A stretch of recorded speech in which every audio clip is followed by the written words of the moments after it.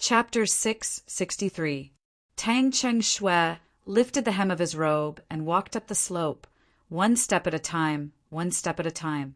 A low-ranking official wearing green robe was running toward him from a distance. This man was Li Ji, the supervisor of the hot spring soup department. He was not young, but his movements were very agile. He was running and leaping like a big grasshopper. Seeing Shui Tangcheng from a distance, Li Ji shouted, "Tangcheng! Tangcheng!" Shui Tangcheng stopped and turned his head. He squinted his eyes to see who it was and said, "What are you shouting for?" Li Ji ran up to him, panting, "Tangcheng! Her Royal Highness and Shangguan Dai Dao are here. They will stay at Dragon Gate for a few days." Shui Tangcheng was shocked. Her Royal Highness and Shangguan Dai Dao are here? Why didn't Sinong Temple inform us in advance? This. Quick! Send someone to clean up the princess's bedroom. Change everything that needs to be changed. Ask Tang Jian, Yang to go down the mountain to welcome them. And ask Tang Jian Yang to hide the family and don't let Her Royal Highness's people see. Shui Tangcheng was spinning around like a top. He suddenly stopped and stared at Li Ji. "Which princess?" Li Ji said blankly, "Princess Taiping." "Oh, I see." Shui Tangcheng pinched his chin and thought for a moment. "Go find Tang Jianyang and tell him about this. Ask him to go down the mountain to welcome Her Royal Highness. I will find someone to clean up the princess's bedroom. Don't say anything else. Don't ask too much. Don't make your own decisions. Listen to Tang Jianyang." Yes. Li Wen did not understand why Shui Tangcheng suddenly calmed down. But since Shangguan Dai Dao did not panic, he relaxed and continued to climb up the mountain. When Shui Tangcheng heard that Princess Taiping was here, he immediately understood. Princess Taiping also had a hot spring in her private residence in Golden Grain Garden. Why would she come to Dragon Gate to take a bath? Needless to say, they came for Tang Jianyang. The appearance of Shangguan Dai Dao was probably because Her Royal Highness did not want to attract too much attention, so she specially invited him to cover up. Shui Tangcheng had also heard about the romantic affair between Yang Fan and Princess Taiping. Now that he knew that Her Royal Highness the Princess had arrived, Shui Tangcheng immediately calmed down. Her Highness the Princess had come and was accompanied by the Empress most favored Shangguan Daiji. Shui Tangcheng immediately thought that he could blame the missing fruits and vegetables on the two most favored women of the emperor's side. It would be fine if the higher-ups didn't investigate, but if they did, they would list these things on the menu prepared by Her Royal Highness and Shangguan Zhua. Whether it was the Minister of Agriculture or Her Majesty herself, would they still ask these two people about such a trivial matter? But isn't the princess pregnant? Even in such a situation, she still doesn't forget to meet her lover. The Wu clan's women are really... Shui Tangcheng silently cursed and went to prepare. Yang Fan asked the black-clothed imperial bodyguard about what had happened and gave him some instructions before sending him away. Returning to his wife's side, Yang Yanzu looked at the monkeys running around and giggled happily. He straightened his back and jumped up and down in his mother's arms, wishing he could jump down and play with them. Although Xiao Man was a martial artist and had a strong body, her son was like a loach in her arms. After holding him for a while, she also felt that it was difficult, so Anu took his hand. Xiao Man freed her hand and saw her husband coming back. She greeted him with a smile and said, "Elder brother, let's stay here this winter. I think Nianzu likes it here very much." Yang Fan laughed and said, "Okay, if you like it, then stay here. There are few people coming to this mountain, so it is very free. Our family doesn't have a courtyard that is suitable for relaxing and playing. Since I am the manager here now, I will treat it as a courtyard lent to us by the imperial family." "Haha." Xiao Man smiled and said, "Elder brother's words, I'm really tempted. How about next spring I will go to Golden Grain Garden and see if anyone has a courtyard to sell, or find a place with a beautiful scenery and buy it to build my own. It is not like our family can't afford it now." Yang Fan pinched her pink cheeks and said with a smile, "You little girl, do you think those influential officials can afford it? Dragon's Gate is the Emperor's garden. It does not allow buying and selling, and it is not allowed to build gardens without permission.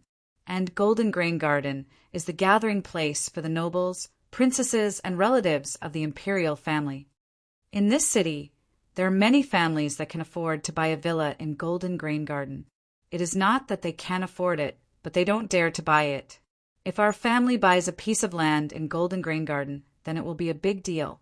If you like this rural atmosphere, then I can borrow a manor from someone, and our family can live there." Xiao Man glanced at him and said with a smile, "Lang Jun, who are you going to borrow a manor from?" Yang Fan's handsome face turned red. As soon as he said it, he felt that it was inappropriate. Sure enough, Xiao Man still found out. Xiao Man wrinkled her nose and said sourly, "I don't care about your romantic affairs, but I don't want to go to her manor either. Living there will make me feel strange. If I can't live in Golden Grain Garden, then I will go to Mount Laojun. Although it is a bit further away, the scenery there may not be worse than Golden Grain Garden." Yang Fan felt guilty and promised, Okay, let's go to Mount Laojun and build a villa. Every summer, we will go to the mountain to avoid the summer heat. Just our family of 3. When Yang Fan said family of 3, his tone paused for a moment. In fact, he was thinking of his daughter that he had not found. Xiao Man heard his tone pause and thought that he was thinking of Anu. She couldn't help but laugh and said angrily, "You deserve it. Who told you to be a romantic? Now you are in a difficult position." Xiao Man snorted and generously waved her hand. Okay, I won't make it difficult for you. Of course, Anu will go with us. Speaking of which, Anu's childhood was much more miserable than mine. At least I had a mother and elder brother, but Xiao Man sighed and suddenly glared at him. She reiterated, "But only Anu can go. If you bring Her Royal Highness, I won't accompany you." With a smile on his face, Yang Fan hugged her shoulders tightly and said, "Nuno loves me the most. Of course. How could I do such a ridiculous thing? Don't worry, wherever my Nuno comes, all evil people will avoid. Even Her Royal Highness has to." Before Yang Fan could finish his words, Li Ji ran over, panting and shouting, Tang Jian Yang, quickly change into your official clothes and go down the mountain to welcome Princess Taiping. Her Royal Highness Princess Taiping has arrived." There were more than 20 palaces on Dragon Gate Mountain. Only a few belonged to certain nobles of the royal family, such as the Emperor, the Crown Prince, Princess Taiping, Prince Liang, and Prince Wei. The rest belonged to the nobles who were qualified to bathe in the hot spring of the royal family. Princess Taiping's bathroom was specially designed by a stonemason from the western region. On the wall, there were huge white stone carvings of maids. They had curly hair, deep eyes, and high noses. They were wearing bathrobes, half naked and beautiful bodies. In their hands there was a lamp. The hot spring water poured into the hot spring from a large beast's mouth. The whole bathroom was filled with an exotic atmosphere. When the hot spring was reflected by the light, it faintly revealed a milky white effect. There were 2 beauties in the water, tender and beautiful. They were like beautiful flowers swaying and blooming, but each had their own characteristics. They were like 2 newly bloomed water lilies. Princess Taiping's body was plump and well-proportioned. Her white and firm breasts were like water droplets, swaying silently. When they trembled slightly, they exuded a unique charm of a young married woman. Wan Er's waist was like a willow, her buttocks were round. Her skin was tight, soft, and smooth. Compared to Princess Taiping, she was slightly less mature, but her pear-shaped breasts were more amazing than Princess Taiping's. It was a pity that only a few maids had the luck to see such a curvaceous and attractive body. At this moment, the maids were driven out of the bath. Only Princess Taiping and Shanghai Wanner were left in bath. When they came, they didn't know that Buqi also came to the Dragon Gate. They didn't know until they came here. This was the royal garden, and Princess Taiping was one of the masters here. In this way, Buqi and Anu were guests here. If Princess Taiping didn't come, Yang Fan would be in charge here. Buqi could take it for granted that this place belonged to her husband. She came here. Buqi and Anu were a little embarrassed. Similarly, Princess Taiping and Shanghai Wan both had hot springs in the Golden Grain Garden. The reason why they came to the Dragon Gate was that they had an ulterior motive. They didn't expect to meet Yang Fan's first wife here. Shanghai Wan didn't care. She and Yang Fan had already promised to marry each other. If it wasn't for her identity that she couldn't be free, Buqi wouldn't have gotten ahead of her. Shanghai Wan, Yang Fan and Buqi had known each other for a long time, so they didn't feel uncomfortable. But Princess Taiping was different. She inevitably felt a little annoyed at this time. So, after the maids went out, the pool became quiet, and there was only the gurgling water. After a while, Shanghai Wan suddenly burst into laughter. Princess Taiping glared at her and said fiercely, "What are you laughing at?" Shanghai Wan glanced at her seductive figure under the water and teased, "Poor thing, bathing in the fragrant soup. Your body is exposed. I only hope to offer myself to Langjun tonight and share bliss. Who knows?" Ha ha ha ha. Princess Taiping's face immediately turned red. She bit her lip and glared at Wan. She saw that Wan was laughing more and more happily. She patted the water with her hand and her chest rippled.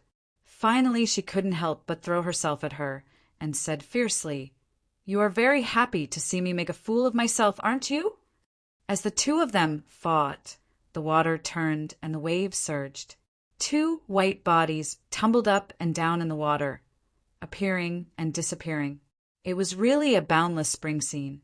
As the two of them fought, their bodies intertwined. As if by prior agreement, the two of them had a strange feeling. If Erlang and I were playing in the water like this, the two of them suddenly had a fever on their faces. Fortunately, the hot spring water was hot.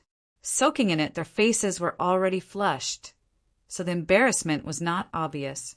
The two of them thought, although Buqi is on the mountain and can't accompany me today, can't he do it tomorrow? If he can't do it tomorrow, there's still the day after tomorrow. Worst comes to worst, I'll stay on the mountain for a few more days. As the two of them were thinking, their eyes met. They seemed to understand each other's thoughts. A touch of shyness made the two of them immediately look away. But the invisible barrier between their hearts unconsciously faded a little. Just at this time, a maid hurriedly came to the hot pool. She bowed and reported, "Your Highness, Shangguan is waiting.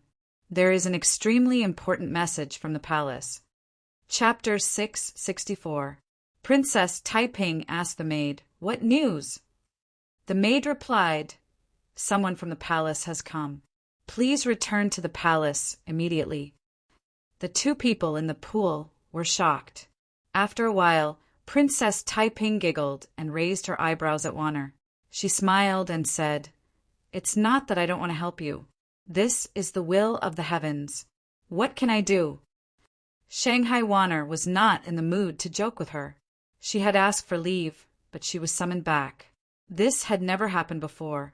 If it wasn't for something urgent happening in the court, they would not have sent someone to summon her back to the palace. Wanner was nervous. She straightened her back. Her breasts were like jade melons coming out of the water. She asked in a deep voice, "Did the person say what happened in the court?" The maid replied, the person was waiting outside the hall. He didn't say what happened. He only said something important happened in the court. Please return to the palace immediately. I got it. Shanghai Wanner waved her hand. The maid bowed and left. The pond was quiet for a moment. Then Shangguan Wan suddenly stood up. The water splashed out like a white dragon coming out of the water. Princess Taiping stood up by the side of the pool. She said, "I will go with you." Shanghai Wanner was a little disappointed, but she was more concerned about what happened in the court. Hearing Princess Taiping's words, she shook her head and said, "I will go back to the city. You." She turned around and looked at Taiping. She said seriously, you stay. You have made a choice. There are some things you have to face sooner or later. You should get used to it. What is it? What choice? Princess Taiping raised her eyebrows. Although she still had a smile on her face, there was a trace of sadness in her eyes. She said, I am different from you. I have no choice. I will never be able to look forward to the future like you do. I just want to be with the person I like occasionally. I will be happy. Two women who were equally beautiful, equally intelligent, and equally high in status, but each had their own difficulties that they could not tell anyone. In front of the dressing table, the maid picked up a white cloth and helped Taiping wrap it around her abdomen. The two women trudged through the snow and arrived at the Dragon Gate. Before they had the chance to get close to their Langjun, they left in a hurry. Yang Fan sent them all the way to the foot of the mountain and watched as they hurriedly boarded the car. Following the tracks that had not yet been covered by the wind and snow, they drove towards Luoyang. In the cold wind, there was only the fragrance of the grass on Wan, Er's body, and the delicate fragrance of the budding flower on Princess Taiping's body. You can't bear to, right? Anu appeared out of nowhere, and Yang Fan saw a patch of white from the corner of his eyes. Then she turned into a green robe. Anu was only wearing a green robe. She was also very beautiful with bright eyes and white teeth. For a beauty of her level, she actually didn't need bright clothes. The plainer she was, the more beautiful she was. Anu said with a grin, How dare you? You brought Xiaoman up the mountain and called her Royal Highness here. Are you trying to show off to Xiaoman? Yang Fan snorted and said, Don't talk about Xiaoman. You are using Xiaoman to talk about yourself, aren't you? Suddenly, Yang Fan grabbed Anu's shoulder as fast as lightning. Since the princess is gone, I will catch you to accompany me to play in the water. Haha, in your dreams. Anu's long legs were very elastic. She jumped far away and made a face at him. If you want me to accompany you, wait until you marry me. Yang Fan laughed. You really don't want me? Then I will go by myself. He said he would go by himself, but he walked to his residence. These days he still went to the hot spring 3 times a day, but every time he took Xiaoman and the child. Because the child's skin was delicate, he couldn't stand the hot spring. So these days he did not borrow the palace on the mountain, which was closer to the hot spring outlet, but stayed in his own residence. The little fellow was now addicted to the hot spring. Every day, in addition to watching the monkeys jumping around and learning to jump in his mother's arms, he would happily soak in the spring at a suitable temperature to play. If his parents did not take him to the water at the right time, he would cry. Regarding Princess Taiping and Shangguanwan, or leaving in a hurry, Yang Fan didn't care too much. He had already set up informants in the capital city, so he didn't need to go ask. As long as there was any information, his people would send it to him at the first time. Although Yang Fan was free and unfettered in the Dragon's Gate and was only a small supervisor, his authority and influence on the imperial court were unprecedentedly great. But this kind of power and influence, as Li Taigong said, the elephant is invisible, the loudest sound is silent. It is there, but no one feels it. It is working, but no one thinks that the result is because of it. Watching Yang Fan go away, Anu raised her hand and leaned down. With a whoosh, she disappeared again. In the blink of an eye, she appeared in the same place again. With a wave of her arm, her white clothes were quickly changed into a green one. Anu said complacently, Master Gu's teaching is really wonderful. I have been by Erlang's side for so long, but he didn't notice. Suddenly, a white figure appeared beside Anu. If she had not stood up abruptly, it would have been impossible to see it with the contrast of the scenery behind and the snow field. The white figure snorted and said, Don't be too proud too early. Just now, when the Lord sent the princess away, he looked at your position 3 times. You have just learned the escape technique, and your skill is still shallow. With your current skill, you can't hide from him. With the voice, the white figure miraculously turned into the appearance of Gu Zhuting. Master Gu, and Nu hugged her affectionately. "When did you come back?" Gu Zhuting said, "It is when you secretly followed the Lord and saw him reluctantly bidding farewell to the princess and Shangguan Daizhao." Anu blushed and quickly coughed twice. She changed the topic and said, "Master Gu, have you found the whereabouts of the young master?" Gu Zhuting shook her head and said, "Not yet. He hid too deeply, and I was acting alone, so I couldn't rely on the power of the Lord. However, I found a person who still listens to him. Unfortunately, this person's level is too low, and it is impossible to have direct contact with him. I have asked the people of our Gu family to help keep an eye on him. Through him, we can definitely find more important people among them until we dig him out." Gu Zhuting patted Anu's shoulder, and a touch of hatred surged in her eyes. She said in a deep voice, "Don't worry, I can't not save the daughter of the Lord. The personal grievances between me and him must be solved. So, I will definitely do my best." When Princess Taiping and Shanghai Wan-er returned to Luoyang, they noticed that something had happened in the capital city. There was no obvious reaction. There were no officials walking around the city with chains and shouting at the common people. Ordinary people did notice anything, but for people in high positions like them, they could naturally notice many things that ordinary people didn't notice.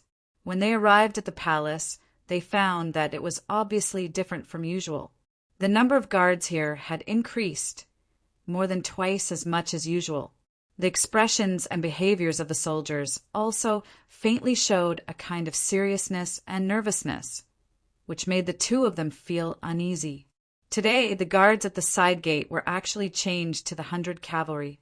In the past, the 100 Cavalry had always been responsible for the Black Tortoise Gate. Although the 100 Cavalry had been expanding in the past 2 years, the so-called 100 Cavalry had long become 1,000 Cavalry. However, their name had always been 100 Cavalry. They were responsible for guarding the back gate of the palace, the Black Tortoise Gate. That was the most important gate in and out of the palace. After entering the Black Tortoise Gate, they would enter the palace, and there would no longer be any obstacles. And entering the palace gate in front of them was the Wanxiang Divine Palace, the Heavenly Hall, the Political Affairs Hall, the Hanlin Academy, and many other central government offices of the Imperial Court, as well as the Son of Heaven's administration. They had to pass through layers of palace gates to reach the rear palace. Now that the 100 Cavalry had taken over the Duan Gate, it was very likely that all the gates of the entire palace had been taken over by the 100 Cavalry. The 100 Cavalry was the core of the Yulin Guard, and the Yulin Guard was the Emperor's Guard. From this, it could be inferred that what had happened here. When Princess Taiping returned to the capital, she was originally unhappy. Now, how could she care about being angry? She wanted to immediately enter the palace to visit the Mother Empress and ask what had happened. Unfortunately, she couldn't even enter the palace gate. Zhang Shidong was very polite and very respectful, but also very firm. He told her, "Your Highness, please return to the mansion and wait for orders. The Emperor has decreed that no one will see you." Princess Taiping had no choice but to return to the mansion. She could only hope that the people she left in the mansion had already received some news. But looking at the current situation, she was afraid that they would not be able to find out anything. After a strict search by Zhang Shidong and the 100 Cavalry Guards, Shanghai Wan-er and her entourage were finally allowed to enter the palace. As soon as Shanghai Wan-er entered the palace, she went straight to the Hall of Martial Accomplishment. If something big happened in the palace, the Emperor must be there. As expected, Wu Zetian was in the Hall of Martial Accomplishment. When Shanghai Wan-er hurried into the Hall of Martial Accomplishment, she saw 2 generals guarding in front of the hall. They had jade faces and pearl lips and were extremely handsome, as if they were characters in a painting.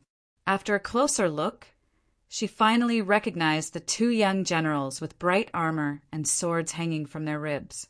They were actually the 2 brothers, Zhang Changzong and Zhang Yizhi, which shocked Shanghai Wan. Zhang Changzong and Zhang Yizhi were disciples of a famous family. Although they had always been arrogant, especially after they received the Emperor's favor, they had always respected Shanghai Wan who came from a famous family, had an elegant appearance and outstanding talent. Therefore, their attitude was never arrogant. As soon as he saw her, Zhang Changzong smiled amiably and said, "Shangguan Dai." She returned very quickly. "Please, Dai." She quickly entered the hall. "Don't make the saint anxious." Shanghai really wanted to ask them, what actually happened? But as long as she entered the door, the mystery would be revealed, so there was no need to ask the two of them. One politely nodded to the Zhang brothers and stepped into the Hall of Martial Accomplishment. In the Hall of Martial Accomplishment, there were two people, one kneeling and one standing, reporting something to Wu Zetian, who was sitting behind the emperor's desk with a solemn expression. One glanced at their backs, but didn't dare to look too long. She bowed to Wu Zetian and stood sideways to the side. The emperor was talking to the officials, and although she was favored, she didn't dare to interrupt. Wu Zetian saw her, raised her palm and pressed down, interrupting the person who was kneeling on the ground. She said to her, "Wan you've returned. Come to my side." "Yes." Shanghai Wan replied and slowly walked to the side of Wu Zetian's desk. She stood still and raised her head to look. She couldn't help but be secretly shocked. The two people in front of her were not people she could often see in the palace, but she recognized them. These two people, one was the lord of Hanoi Wu Yizong, and the other was the palace officer Lai Junshin. Chapter 665. Wu Zetian said to Wanner expressionlessly, "Listen." Wanner bowed and said yes. Wu Zetian then turned to Lai Junshin and nodded lightly. Lai Junshin, who was looking up, quickly lowered his head and continued with his unique kneeling greeting. Even though Lai Junshin had already reported half of the matter when Wanner arrived, the intelligent Wanner still understood after he finished. "Someone is plotting a rebellion." Before Wu Zetian ascended to the throne, there had been many people plotting a rebellion. The royal family members were plotting a rebellion, groups of prime ministers were plotting a rebellion, and the generals who had been through hundreds of battles were plotting a rebellion. Too many people were killed in the name of plotting a rebellion. Some of these cases were unjust cases that the emperor was well aware of, and some were unjust cases where she was kept in the dark by cruel officials. However, even the unjust cases where Wu Zetian was kept in the dark had no evidence. They were basically confessions forced out by cruel officials. Wu Zetian would rather believe it than believe it. It didn't matter if she killed the wrong person, but if she let the wrong person go, the consequences would be too severe. She only wanted her empire to be secure forever. However, since the crown prince was wrongly accused, the musicians had disemboweled to show their sincerity, and Lai Junshin had fabricated false confessions of Di Renjie and Rin Jigu, especially the Wanren rebellion case in Nanjiang, which almost turned into a real rebellion. Wu Zetian was deeply affected. She began to feel that the practice of killing the wrong person rather than letting the wrong person off seemed to be disadvantageous to her rule. So when Lai Junshin secretly reported that there was a rebellion, Wu Zetian was skeptical. She suspected that Lai Junshin was using the same old trick to deliberately fabricate a case of rebellion in order to climb up the ranks. So she did not make it public, nor did she send Lai Junshin, the informant, to investigate. She sent someone from the Wu family, Wu Yizong. Wu Yizong was conferred the title of Prince of Hanoi and became the great general of the left. After receiving his aunt's secret order, he immediately took action and secretly arrested Qi Lianyao of Luo province and interrogated him overnight. This son of heaven, who is said to have the king's mandate and the king's aura, could not withstand Wu Yizong's interrogation. After being tortured and threatened, he was so scared that he confessed all of his plans without missing a single word. Wu Yizong had raided Qi Lianyao's mansion. His letters, family members, and the testimonies of the future founding fathers were all in his possession. He had even written down the country's founding principles in high spirits. Qi Lianyao was quite efficient with his connections.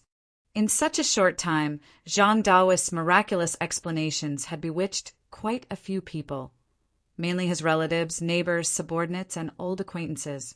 All of them had been captured as well. Only then did Wu Zetian believe that Lai Junqin had not fabricated the rebellion. Mercy was actually indulging in evil. Granny Wu was furious and immediately sent the Dragon Guard to Ji province. They had to arrest Lu Sili before he knew of the situation and started the rebellion. She also issued several edicts, ordering the governors and generals of the surrounding prefectures to be on standby and cooperate with the Dragon Guard. In the capital, Wu Yizong was in high spirits, as he searched many people's homes. Wu Yizong was short and had a natural hunchback. His appearance was also very ugly, so he wasn't well liked by his fellow clansmen. This time he had made a great contribution, and his name had spread far and wide. He was truly elated. It was a pity that the people he investigated were either commoners or low-ranking officials, and could not display his power. Lai Junqin told him that there must be high-ranking officials involved in this rebellion, but their methods were brilliant and they had not been exposed yet, which was exactly what Wu Yizong was thinking. He immediately agreed and pulled Lai Junqin to report to his aunt. When Wanner came in, Lai Junqin was reporting the progress of the case to the emperor. He had cleverly added a few hints to deepen Wu Zetian's suspicions. Although he did not have much knowledge, Lai Junqin was a very clever person. He was also very good at reading people's expressions. His words finally convinced Wu Zetian. Lai Junqin, you have made a great contribution this time.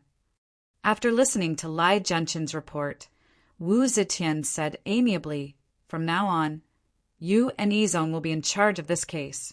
You must uncover all the traitors and bring them to justice. Lai Junqin was wild with joy. He quickly kowtowed to the ground and said in a trembling voice, I am willing to sacrifice my life for your majesty.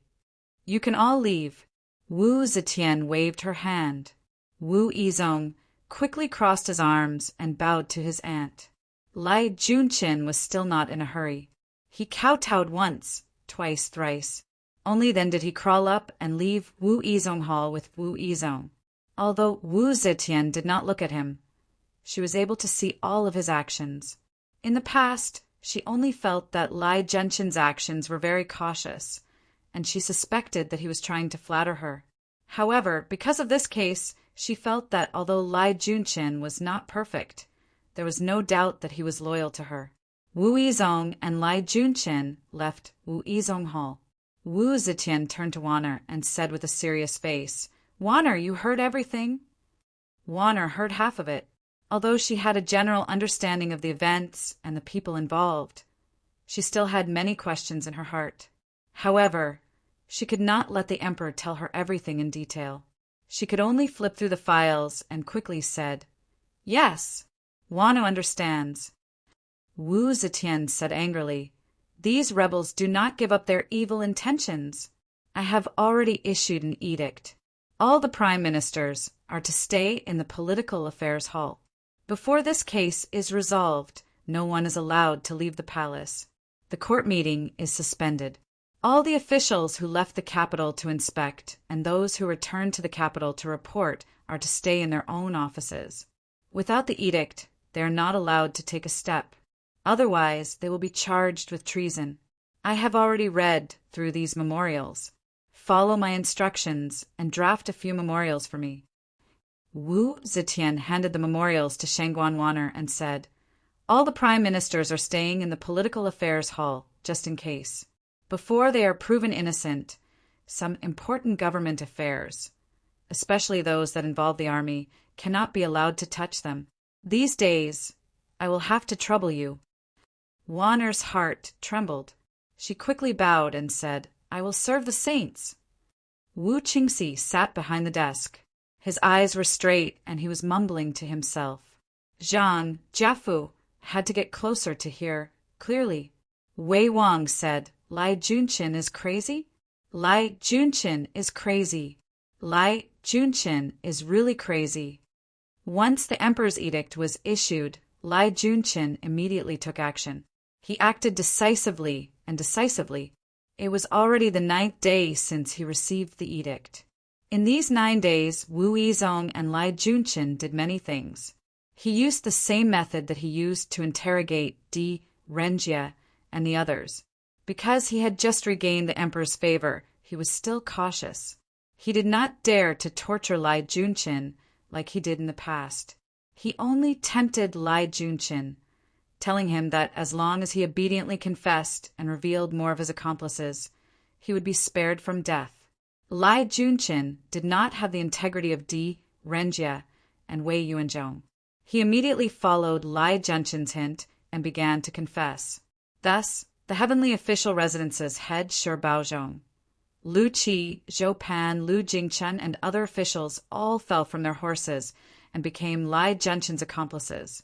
Soon after, Lu Sili, who was still daydreaming about the founding of the empire in Ji province, was also broken into by the Longwu guards who descended from the sky.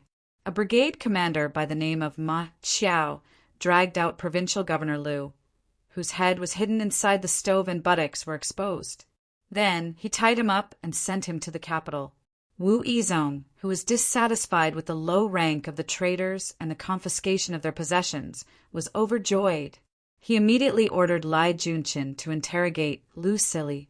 This Lu Sili was the same as Lai Junqin, a spineless person. Although Lai Junqin had left the imperial court for a few years, his ferocious reputation did not diminish. When he saw Lai Junqin's sinister smile, he was scared out of his wits. After receiving the promise that he would not die as long as he confessed his accomplices, he immediately confessed. His rank was higher than Lai Junqin's, and the accomplices he confessed were also of higher rank than the people Lai Junqin confessed. In a short period of time, the assistant minister of the Phoenix Pavilion, Li Yuansu, the assistant minister of the Summer Office, Wang Qi, the provincial governor of Jingzhou, Wang Qi, the Ren Huang of the Phoenix Pavilion, all became traitors and were arrested and thrown into prison. Because Wu Zetian had first come to see the evidence that Lai Junqin had delivered, she was already certain of this matter. In addition, her nephew would be participating in the following trial and manhunt, so she did not doubt anything that Lai Junqin had reported to her. Originally, the cruel officials were on the verge of death, but the case of Lu Sili's rebellion made Wu Zetian, who knew that her days were numbered, become suspicious again. The reason why Wu Qingxi was dumbstruck was because Lai Junqin had been stifled in Tong province for a few years. It seemed that he had been stifled and could not restrain himself from biting people. Under Lai Junqin's instigation, the two brothers, Wang Zhu and assistant minister of the heavenly official Wang Lei, also became accomplices of Lu Sili and Lai Junqin and were arrested and thrown into prison. Wu Qingxi's influence in the imperial court was extremely limited. In this aspect, he could not compare to his cousin Wu Sanxi. The two brothers, assistant minister of the heavenly official Wang Lei and supervising imperial censor Wang Zhu, were among the accomplices that he had developed in the imperial court. They had extremely high positions and great power, but now they had been bitten by that mad dog Lai Junqin and thrown into prison. Wu Yizong was Wu Sanxi's man, so Wu Qingxi could not ask him to be lenient. Faced with such a situation, Wu Qingxi really wanted to cry, but had no tears. His original intention was to use Lai Junqin to deal with Li Zhaoda and Yang Fan, but he did not expect that Li Zhaoda and Yang Fan would fall before Lai Junqin could find a chance to go crazy. Lai Junqin, who was a hero without a place to use his skills, bitten the two generals under him to death. When a mad dog is released from its cage, how could it do as you wish and bite whoever you want? Now that things had reached this point, Wu Qingxi was truly filled with regret. The benefactor of the Phoenix Pavilion, Zhang Jiefu, was even more restless. The plan of driving the wolf to fight the tiger had been carefully designed by him. Now that the wolf had been released and the tiger was gone, the lonely expert, Lai Junqin, had begun to randomly bite people. Seeing Wu Qingxi's remorseful expression and thinking of the possible consequences, Zhang Jiefu had no choice but to brace himself and go forward.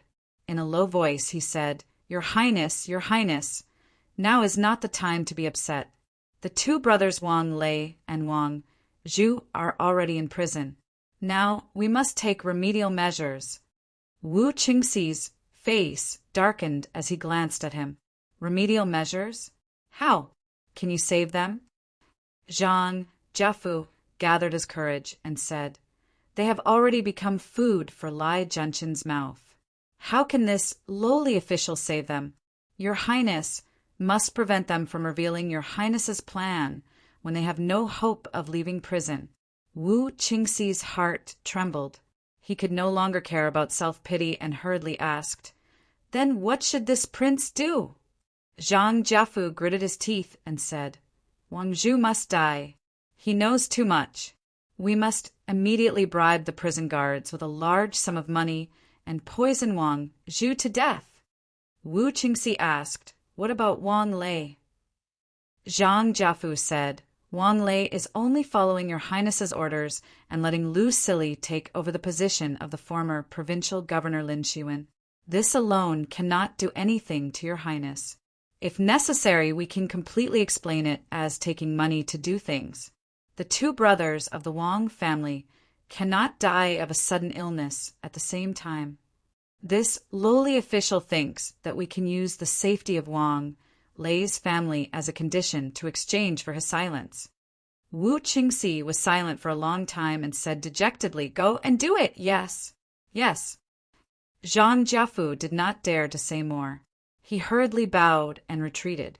After a while, Wu Qingxi suddenly jumped up and kicked the table in front of him away. He cursed fiercely, "This mad dog!" No one would have thought that Lai Junshin, whose thinking had reached the realm of a heavenly steed, would now target the Western capital Ming court captain, Ji Su. Chapter 666. Wang Zhu, the supervising censor, received Wu Qingxi's instructions and told Ji Su about the rumors that Lian Yao had the aura of the emperor and was about to become the son of heaven as a joke. He knew that his peer was meticulous in his work.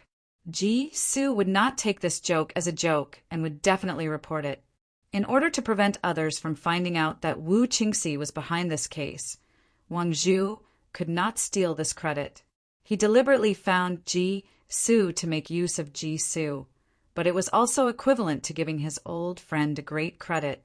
After the incident, Wang Zhu himself had mistakenly treated this important news as a joke. Naturally, he would be punished for neglecting his duties, but he was not worried. With Wu Qingxi's protection, at most he would be reprimanded and punished. Even if he was really demoted, with Wei's support, he would definitely be able to make a comeback. But he never thought that Lai Junshin would actually accuse him of being a traitor. Moreover, the Empress had given this case to the Prince of Hanoi, Wu Yizong, to investigate. Wu Yizong also happened to be on Wu Sanxi's side. One wrong step led to many wrong steps, and he finally fell into this trap. Even Wu Qingxi could not save him. But Ji Su was different. Ji Su was the one who secretly reported this news to Lai Junshin. He was the Ming Tang captain, and Lai Junshin was his immediate superior, the Higong captain. Once Ji Su heard this news, he immediately sent someone to secretly report this to Lai Junshin. This case of rebellion could be solved mainly because of him. No matter what, there was no reason to accuse him of being a traitor. But when did Lai Junshin ever speak reason? It was unknown whether he wanted to monopolize this credit or if his insanity was acting up again. Everyone thought that it was unreasonable, but he still did it. He wanted to bite Ji Su into this as well. He wanted to arrest the criminal. He wanted to arrest the person who leaked the secret. And now he even wanted to arrest the person who snitched.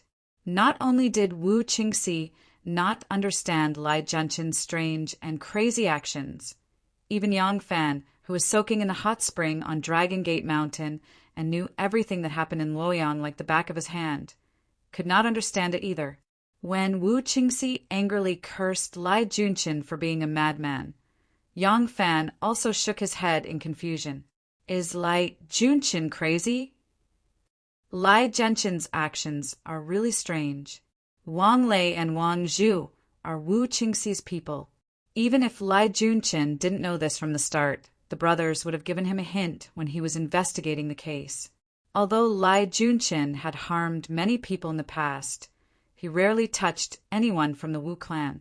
But this time, could it be that he has secretly sided with Wu Sansi? Yang Fan rubbed his chin, muttering to himself for a long time before finally coming to this possible conclusion. However, someone standing in the shadows outside the pool immediately rejected this possibility. This person was in his early 40s and was a little chubby. He wore a sheepskin coat that was very good at keeping out the cold. He looked like a very ordinary person. If he washed away the turmeric on his face, tore off the mustache on his lips, and lightened his deliberately thickened eyebrows, perhaps many officials and celebrities who had been to the Tenderness Village would be shocked. Because this person was the manager of the Tenderness Village, known as the Master of Fragrance, Lu Qingqian. It shouldn't be. From the information this subordinate has, Lai Junqin has never had any contact with Wu Sansi.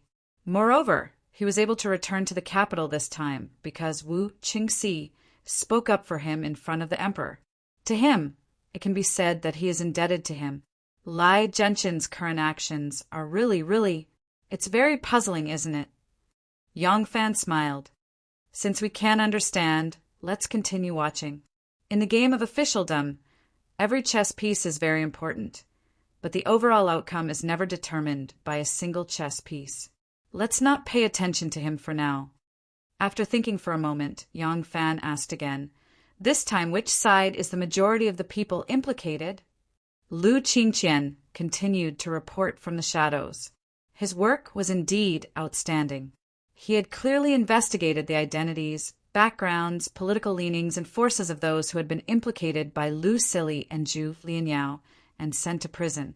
Because Zhao Gan had just taken office, the officials he had redrafted in the southern border were all idle officials or even candidate officials. They had no connection with Zhu Lianyao and Lu Sili, and they didn't even know each other's names.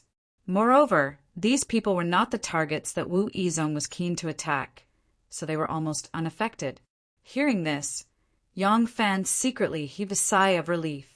No matter how much trouble Lai Junqin stirred up in the court, it was fine as long as it didn't affect his people. Lu Qingqian continued. Most of the court officials who were arrested did not clearly belong to any faction.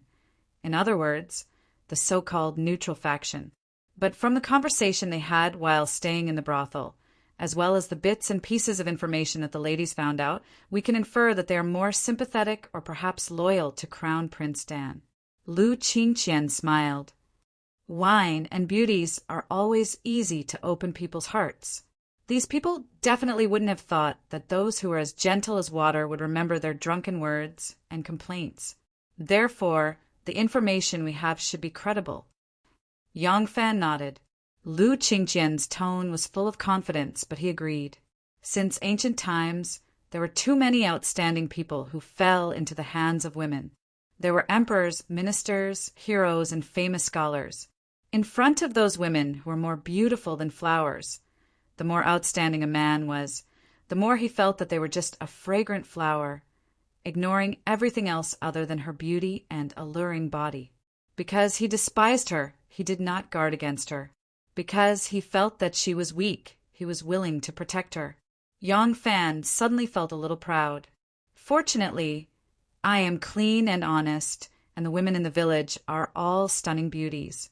I can control myself. Lu Qingqian immediately poured a bucket of cold water on the head of the self-satisfied Lord Sovereign. Her Royal Highness Princess Taiping is very anxious and is now running around trying to rescue them. Sect Master, can we lend her a hand? Yang Fan coughed, and Lu Qingqian immediately closed her mouth. Lu Qingqian knew that Princess Taiping was the sovereign's woman, and the sovereign had always been committed to restoring Li Tang's empire. This goal was the same as Princess Taiping's. Because it was appropriate for both public and private interests, he dared to make a suggestion. But Yang Fan's perspective was obviously different from his. After many purges, the officials in the court who had a clear anti-martial stance had almost all been purged. Most of the officials who were implicated this time did not have a clear political stance. But with Xianzong's information channels, they were very clear that many of the officials implicated this time were sympathetic to and loyal to Crown Prince Li Dan. So, that mad dog Lai Junqin might have been randomly biting people, but behind him there must be someone guiding him so that he had a target. This person could be Wu Sanxi or even Wu Zetian herself. Because of the limited information, Yang Fan could not make an accurate judgment now. But no matter what, this storm would not be as simple as a mad dog randomly biting people. As the crown prince, Li Dan had long since become a thorn in the side of the Wu clan. He was often attacked by the Wu clan, and it was precisely because he was the crown prince that he attracted the most attention. As a result, the people who attached themselves to him were often killed before they could grow up. This wasn't the first time this had happened. As a result, after Yang Fan learned a lot of information, he couldn't help but wonder what Wu Zetian's true goal was in supporting this half-dead crown prince. Was it because the heir to the throne had not been decided, or did she want to use Li Dan as the light in the night to attract those unresigned moths and eliminate them in batches to ensure that the Wu clan would not fall? Yang Fan's faction also had the goal of restoring Li Tang, but who should they support? Crown Prince Li Dan or Prince of Luling Li Xian? From the current situation, they were more inclined towards Li Xian because Li Xian's goal was not as obvious as the crown prince's. Li Xian, who had always been under house arrest in Fang province, was far from the center of politics. If they used him as the core, they would not be discovered by the empress before they could grow up and carry out another great purge. More importantly, if the empress did not want to risk the world by making a descendant of the Wu clan the heir to the throne, then the possibility of her choosing Li Xian as the heir was much higher than Li Dan.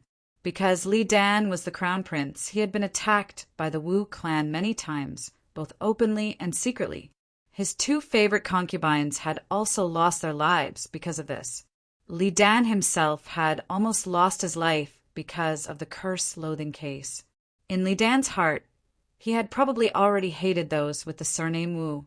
If he really became the empress, the Li clan and the Wu clan would definitely be like that civet cat and parrot raised by Wu Zetian. They would never be able to get along peacefully. Therefore, they chose Li Xian. Although they had the same goal, the people who supported them were different, so they were destined to not be on the same side. The sky could not have two suns, and the country could not have two rulers. Since they had chosen Li Xian, they could not risk their own strength to save Li Dan's faction. Princess Taiping was different. She was a member of the Li clan. Regardless of whether it was Li Dan or Li Xian, they were both her elder brothers. No matter who ruled the world, it would be the Li clan's empire. Therefore, she could spare no effort to protect her elder brother's strength, no matter which elder brother's strength she was loyal to. Yang Fan was different. He could not be as universal as Princess Taiping. Don't be fooled by the fact that they were all supporters of Li. Because of the different supporters, it would eventually turn into a life-and-death political struggle. The cruelty of it would not be more peaceful than the current struggle between Wu and Li, just like the current struggle between Wu Qingxi and Wu Sanxi. Now, moderately weakening the forces that supported Li Dan would make it easier for Li Xian to stand out. It would also be easier for them to peacefully resolve the problem of who was the leader of the Li clan after the Wu clan was taken care of. If the strength gap was too big, they could avoid internal conflicts. In the long run, this might not be a bad thing.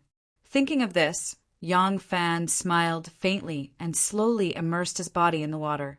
He calmly said, "The storm has not yet settled. Let's just wait and see. After the storm subsides, we must try our best to fight for these official vacancies. Yes, this matter should be put aside. It would be best if we could get benefits, but it doesn't matter if we don't. The most important thing is to ensure that nothing goes wrong in the southern border. We only lost a few official positions in the capital, but the southern border represents half of the country. Once the situation worsens in the future, it will be our capital to make a comeback. Yes." Speaking of capital, Yang Fan suddenly thought of young Master Jiang. Young Master Jiang was only concerned about winning and not about losing, so he was now in a difficult situation and lacked a capital to make a comeback. From the fact that he recklessly used the power of Taoist Shifeng, the old nun of Hanoi, and the other 3 swindlers to accumulate wealth, it could be seen how difficult his current situation was. Yang Fan also deduced that he was still in Luoyang. When will the master of the illusion artiste in Chang and arrive in the capital? Sect Master, our people have already escorted those illusion artistes from Chang. They must have been delayed by the snowstorm. Recently, it has been snowing everywhere. Those old artistes are old, so we don't dare to let them travel too much. Otherwise, it will be troublesome if they get seriously ill as soon as they arrive in Luoyang. Got it. There's no need to rush them. It's fine as long as nothing goes wrong. You can go now. Yes. Lu Qingqian quietly disappeared. Yang Fan breathed a sigh of relief and rested his head on the thick towel by the pool. The warm spring water enveloped his well-built body, and the mist quickly covered his face. The current situation was like the mist in front of him, confusing and confusing. However, even if the mist was thick, Yang Fan still knew where the door and the window were. If he wanted to leave, he could leave. It was not because he was more brilliant or wiser than the others in the situation, but because he held an enormous power in his hands and had eyes and ears that were far more informed than others.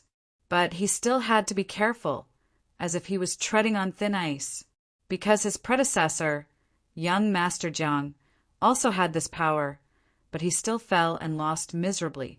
He fell because of arrogance, stubbornness, and leaving no way out. Yang Fan did not want to repeat his mistakes. Chapter 667. Snow filled the air, and the lofty mountains and precipitous ridges turned into a sheet of pure white snow, quietly lying between heaven and earth. The 3-feet-deep river outside the small town was completely frozen. The river that usually flowed endlessly had long been frozen into a dead snake. The cold wind whistled, and even after the snow had stopped, it would still blow the snow into the air like a messy snowflake. There was no trace of people, birds, or beasts. Most of the people in the small town were hibernating, hiding in their tightly sealed rooms, unwilling to come out. However, the small restaurant at the eastern end of the town was still open, hoping that there would occasionally be customers coming and going, so that they could earn a little more money before the new year. There really were people coming. On the road outside the small town, 3 people were leading their horses, hurrying forward. The snow was too thick here, so it was faster to walk than to ride a horse. The horses were wrapped in warm clothing to keep them warm, and felt blankets were draped over them. The same was true for the people. The 3 of them were wearing wool jackets, dogskin hats, and felt boots made of cowhide. It was obvious that they had come for a long journey. The 3 of them walked into the empty town, pacing back and forth along the way, and only when they reached the eastern end of the town did they let out a sigh of relief. There was actually a restaurant open here. A man who was wrapped up tightly walked into the store. He untied the felt cloth covering his face, revealing a weathered face. His cheeks were as thin as a knife, but his eyes were full of spirit. There were a few customers eating in the restaurant, and the man didn't even look at them. He directly rushed in front of the shopkeeper and said, "Shopkeeper, pour 3 bowls of hot water and pick up 50 steamed buns to wrap." The shopkeeper saw that although he was dressed in ordinary clothes, he had a kind of intimidating aura, as if he was meeting an official. When he mentioned that the steamed buns were 4 times the usual price, he felt a little unconfident. Unexpectedly, the man didn't seem to have any intention of making things difficult for him. He only nodded and said, "Be quick." Seeing that he was straightforward, the shopkeeper was in a good mood and hurriedly said, "Dear customers, please come in and take a seat. There's still some food left, and it's still being warmed up. I'll bring it to you first. There are too few pedestrians in this damned weather, and there isn't much food prepared. This old man will immediately ask the kitchen to steam it.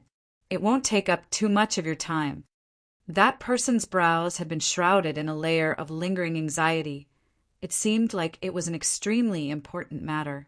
Hearing the shopkeeper say so, he had no other choice. Turning back to look at the other two, they already looked extremely exhausted. He could only bitterly laugh and say, "Then I'll have to trouble the shopkeeper. This horse, please help me feed it. Money is not a problem."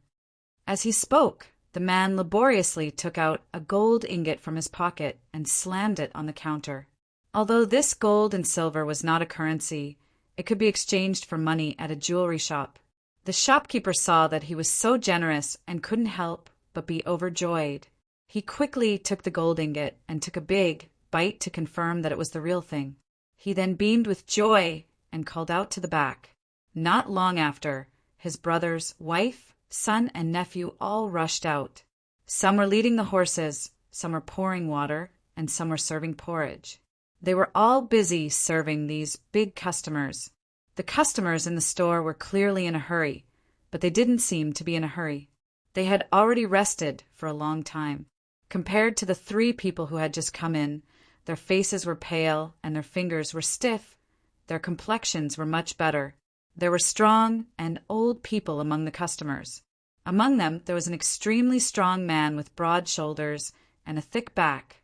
He seemed to be the leader. He was currently looking at the 3 people who had just come in with a very interesting expression. These 3 people all had sabers on their bodies. They were horizontal sabers, and there was a very clear symbol on the copper handle of the saber. It was clearly the saber of a government official. The 3 newcomers seemed to really be in a hurry. As soon as the food was served, they didn't care if it tasted good or bad and wolfed it down. The 3 of them ate and drank, and each of them even drank 2 large bowls of hot water.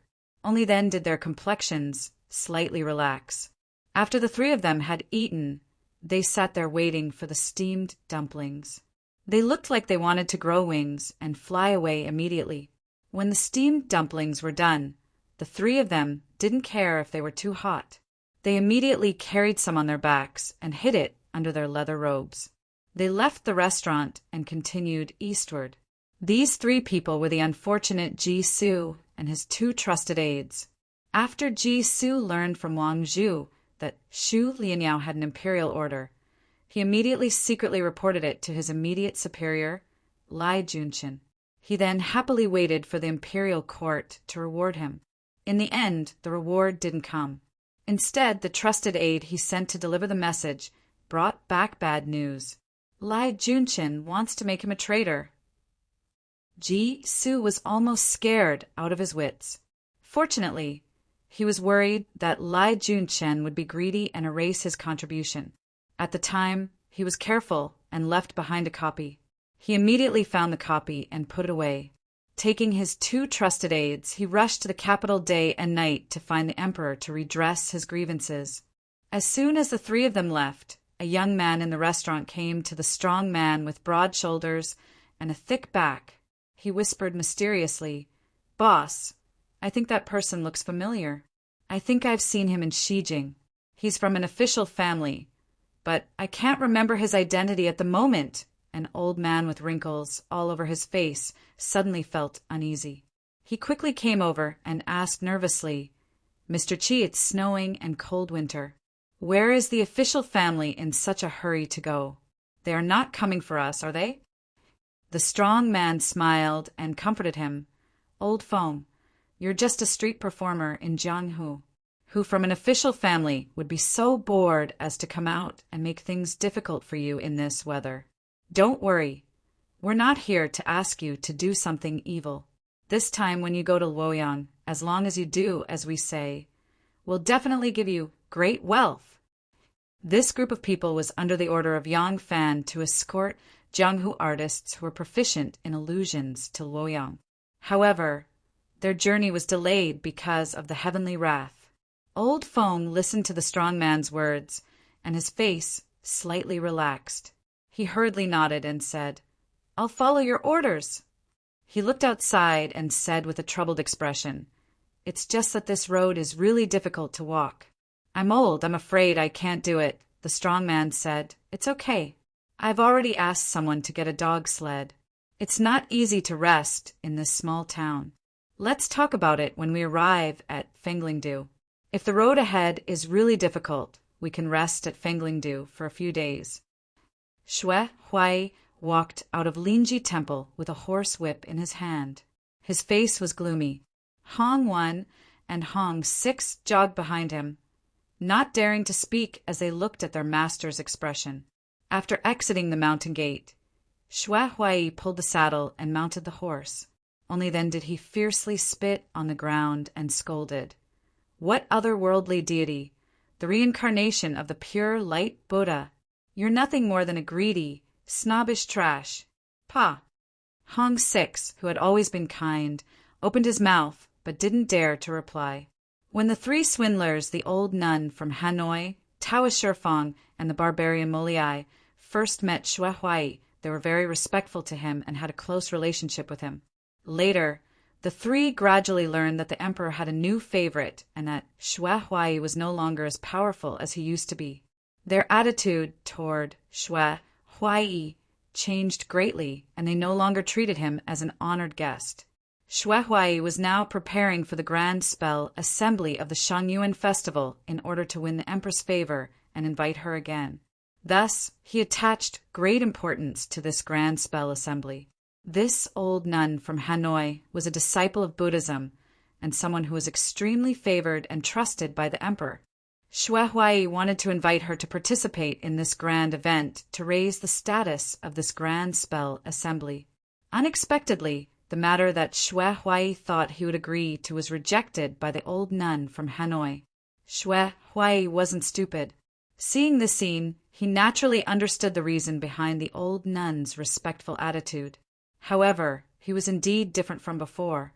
The old nun from Hanoi could still often enter the palace to see the emperor, but he couldn't remember how long it had been since he last spoke to the empress.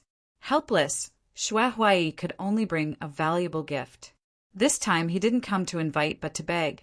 For the sake of that generous gift, the old nun from Hanoi reluctantly agreed.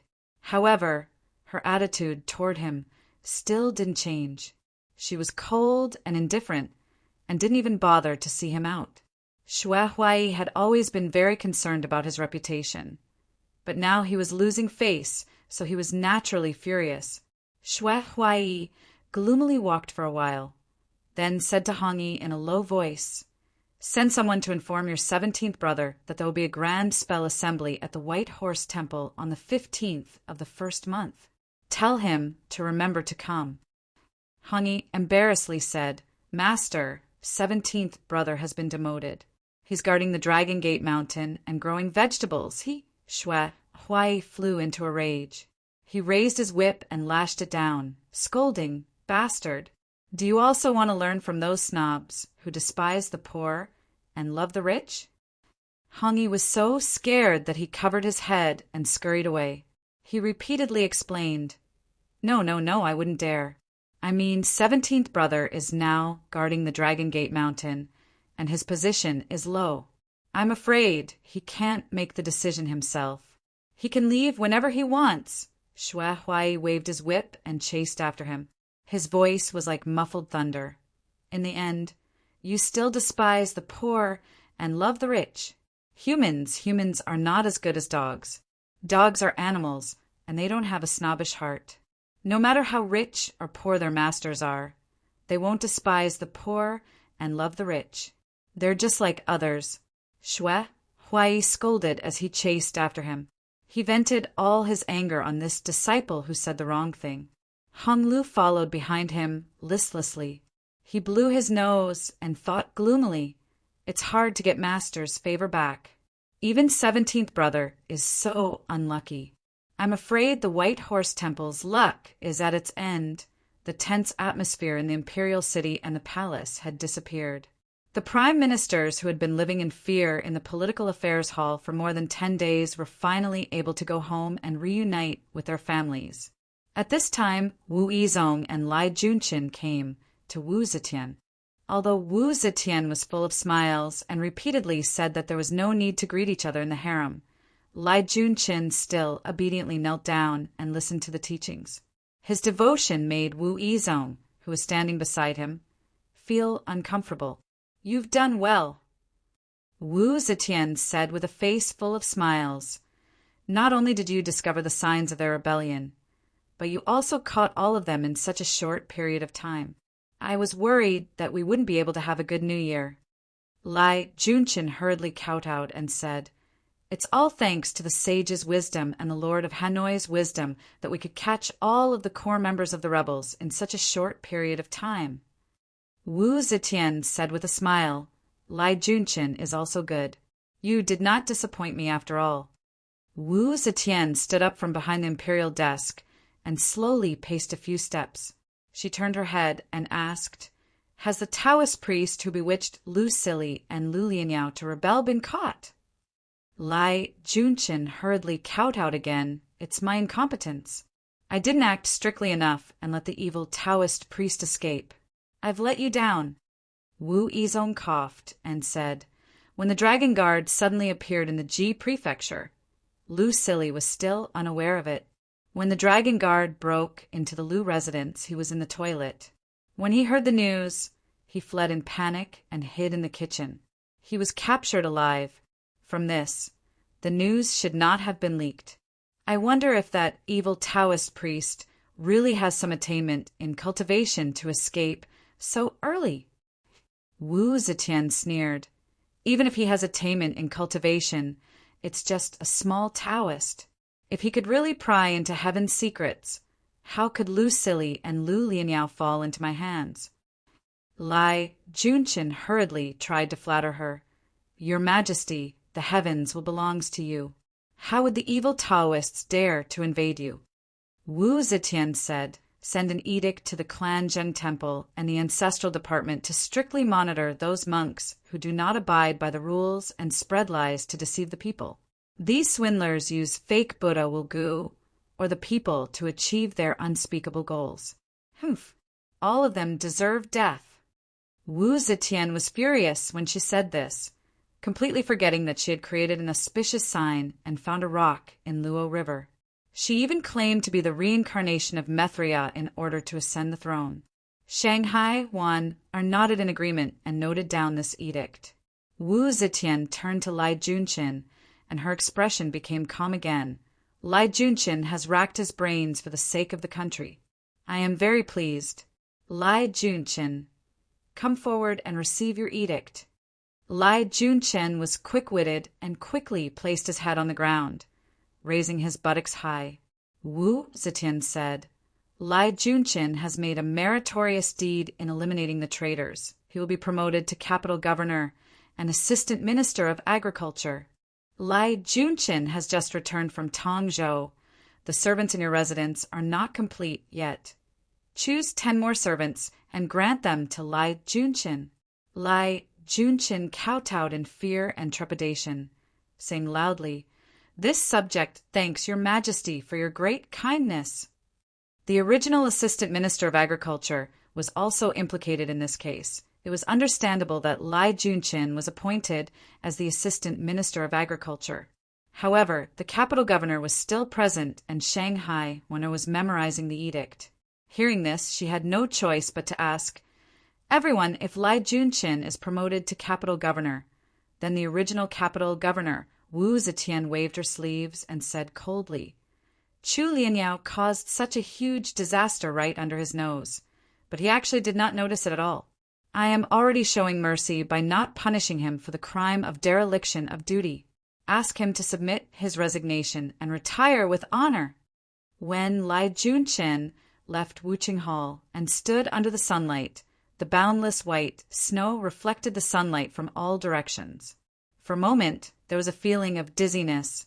Luoyang Magistrate, Assistant Minister of Agriculture. One has power, the other is in charge of money. They are both positions with real power. I, Lai Junshin, have stood up again. I really have stood up again. The news of Lai Junshin being put in an important position spread quickly. Wei Suizhong was the first to visit and congratulate him. After that, people came one after another. Although Lai Junshin's reputation was not good, he had always been a solitary official and did not have many friends in the officialdom, but there were always people who fawned on those in power. Wei Suizhong relied on the fact that he was an old man who had followed Lai Junshin for many years and was now the closest person to him. He laughed loudly and said, "Governor Lai, for such a joyous occasion, you should reward everyone with wine and thank everyone." Lai Junshin said reservedly, "Of course I should thank my colleagues and friends. However, the case of Lian Yao and Lu Silly has not been finalized. I still have some things to do. How about this? 5 days later, I invite everyone to Dragon Gate to tour the mountains and enjoy the snow to celebrate. What do you think?" Everyone agreed, and agreed one after another. Lai Junshin stroked his beard and smiled. There was a touch of evil in his eyes. In this case of Lian Yao's rebellion, Lai Junshin did not drag Li Zhaoda or Yang Fan into it. These two people had just retired from the heart of the storm. If he dragged them into another case at this time, it would be too ostentatious. He had already smuggled too much personal goods into this case. He could not lose more for a small gain. For a gentleman to take revenge, 10 years is not too late. He originally planned to slowly wear down these two enemies, but he did not expect that even God would help him. The emperor actually appointed him as assistant minister of agriculture. The supervisor of the Dragon Gate is a yamen under the administration of the Sinong Temple. He is now Yang Fan's superior. In this case, if he does not go to Dragon Gate to show off his power, isn't it the same as walking in the night in brocade clothes? Chapter 668.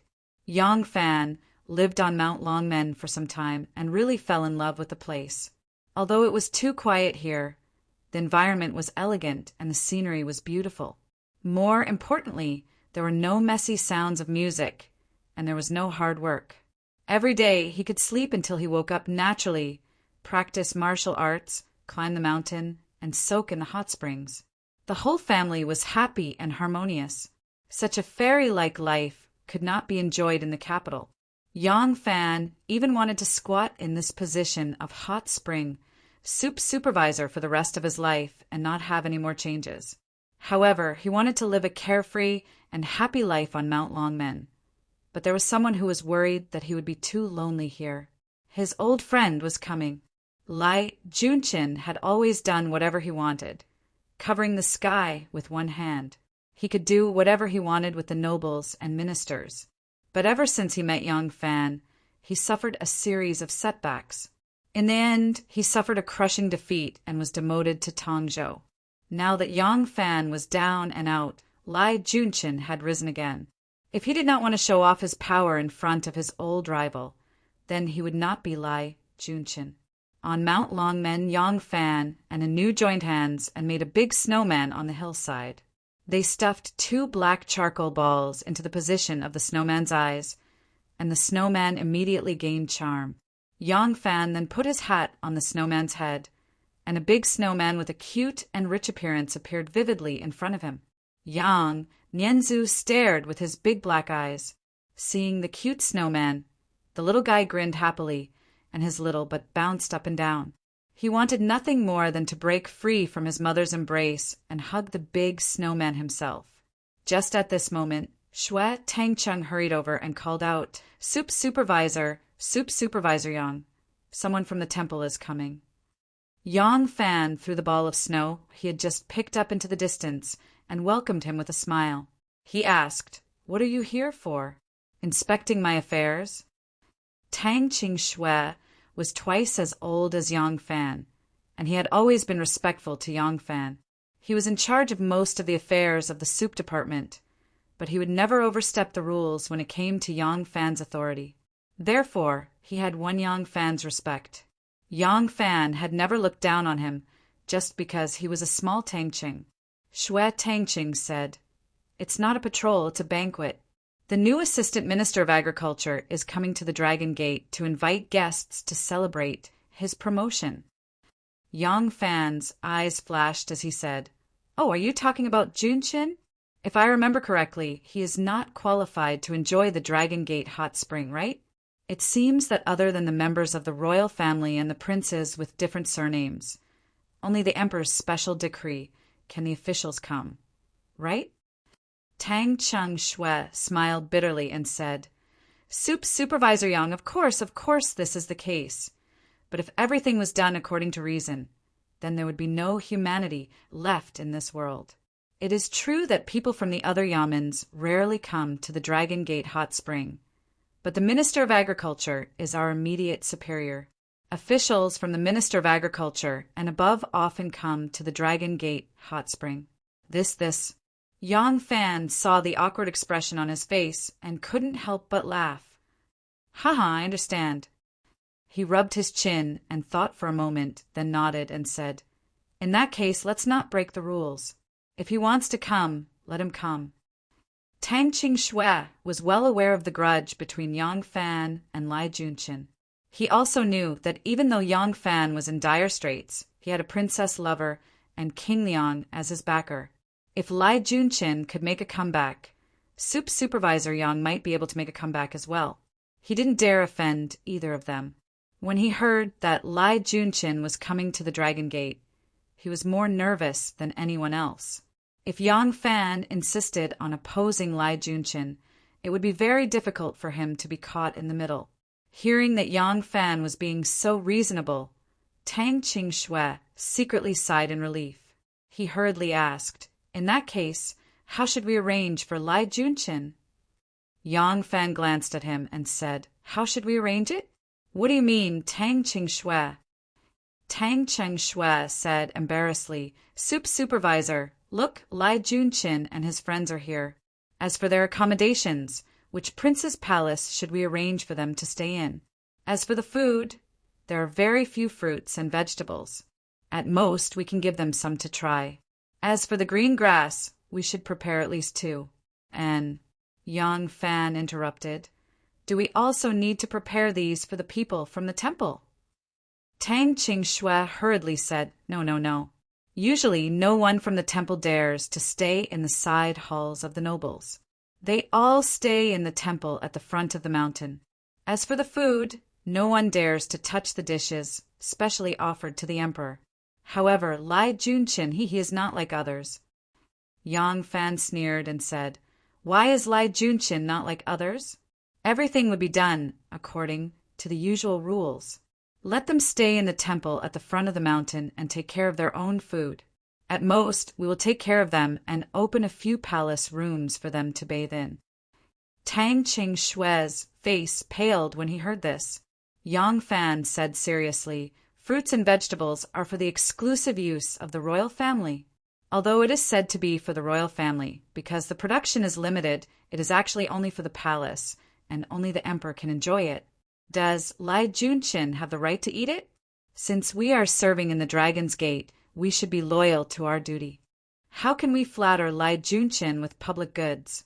Tang Shui looked like he had swallowed a mouthful of yellow lotus. He said with a bitter face, This. Tang Qingyang, you are right, but Lai Junqin, Yang Fan suddenly smiled and said, I think Tang Shui knows about the feud between me and Lai Junqin? Tang Shui nodded and said, Yes, I know a little. No, I don't know. Yang Fan smiled and said, Lai Junqin wants to come to the Dragon's Gate. Tang Shui, in fact, he is here for me. Besides showing off his power, if he can catch me in the wrong, do you think he won't take the opportunity to show off? So, it is also wrong for you to curry favor with him. If you don't, he will find fault with you. No matter what, don't think about getting through this peacefully. Tang Shui said in a daze, Then what should we do? Yang Fan said, He is not qualified to enjoy the Dragon's Gate hot spring. But since this has always been the rule of the Sinong Temple, and he himself proposed it, we should agree to it. I don't think he will dare to use this rule to find fault with us. But if we use the things that should be offered to the emperor to entertain him, and he makes a fuss about it, won't we be asking for trouble?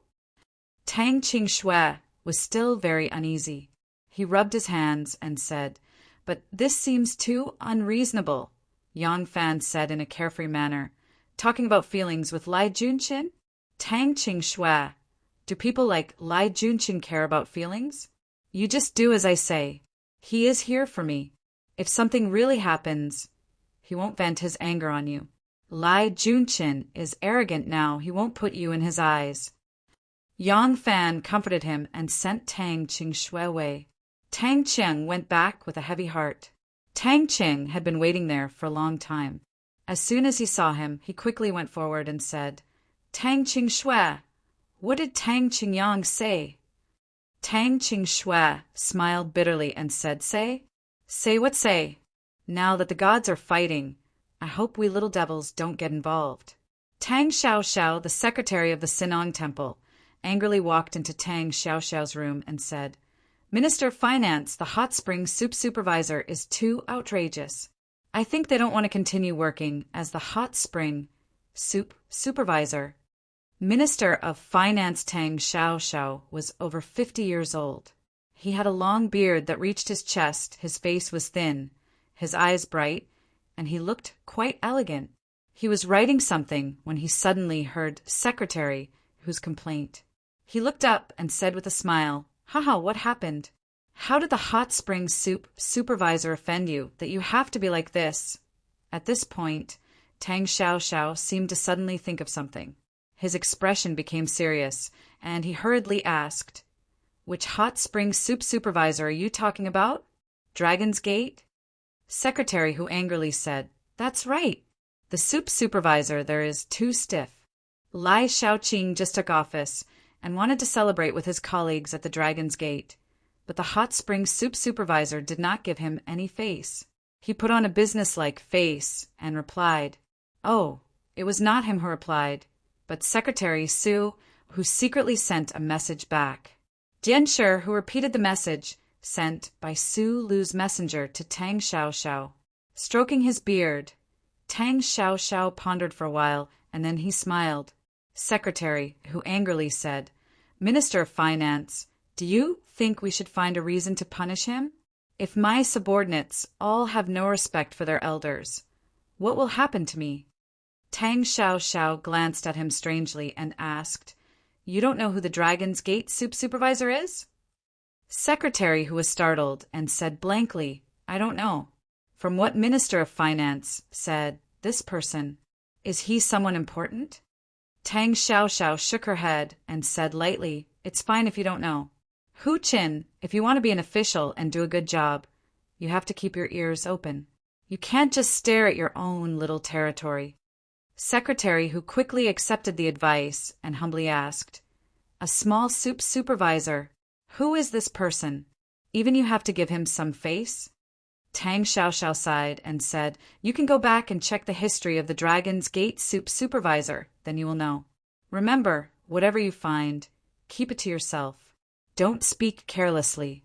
Keeping your mouth shut is also a principle of being an official." Secretary, who was even more curious and could only nod. Tang Xiaoxiao thought for a while and said to him, "When did this news come?" Secretary, who said, "The Dragon's Gate soup supervisor came to the palace to deliver food. He came to tell me along the way, and I immediately came to report to Minister of Finance. The hot spring soup supervisor has just left. Do you need to call him back?" Tang Xiaoxiao shook her head and said word by word, "You only heard the news 2 hours later. After hearing the news, immediately report to Lai Shaoqing, because I am not in the yamen. Do you understand?" Secretary, who was startled again, seeing the Minister of Finance's sharp eyes staring at him, he quickly nodded and said, "Yes, I understand." Tang Xiaoxiao waved her hand and said, "Go." Tang Xiaoxiao sent Jianshi away and casually flipped through the desk. She pulled out an official letter and put it in her sleeve. With a sly smile, she got up and left her office, hurrying towards the office of the Junior Minister of Agriculture, Lai Junchin. Chapter 669. Lai Junchin was both the governor of the capital and the Minister of Agriculture. Between these two positions, the capital governor was naturally more powerful. It was also the position that Lai Junchin cared about the most. Therefore, he had been handling official business in the capital governor's office for the past few days. Especially since it was the new year, he had a lot of work to do.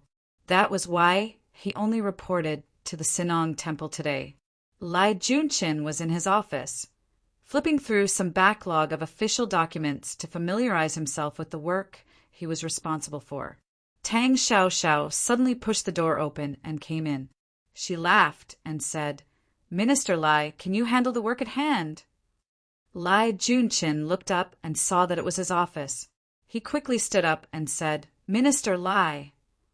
Tang Xiaoxiao said with a smile, "From the perspective of the Sinong Temple, worthy brother Lai is my subordinate. But from the capital governor's side, you and I are both officials of the same palace. There's no difference in who is superior. You don't have to be so polite. Worthy brother Lai, the capital governor's office is especially busy. If you really can't handle it, you can let your subordinates handle it."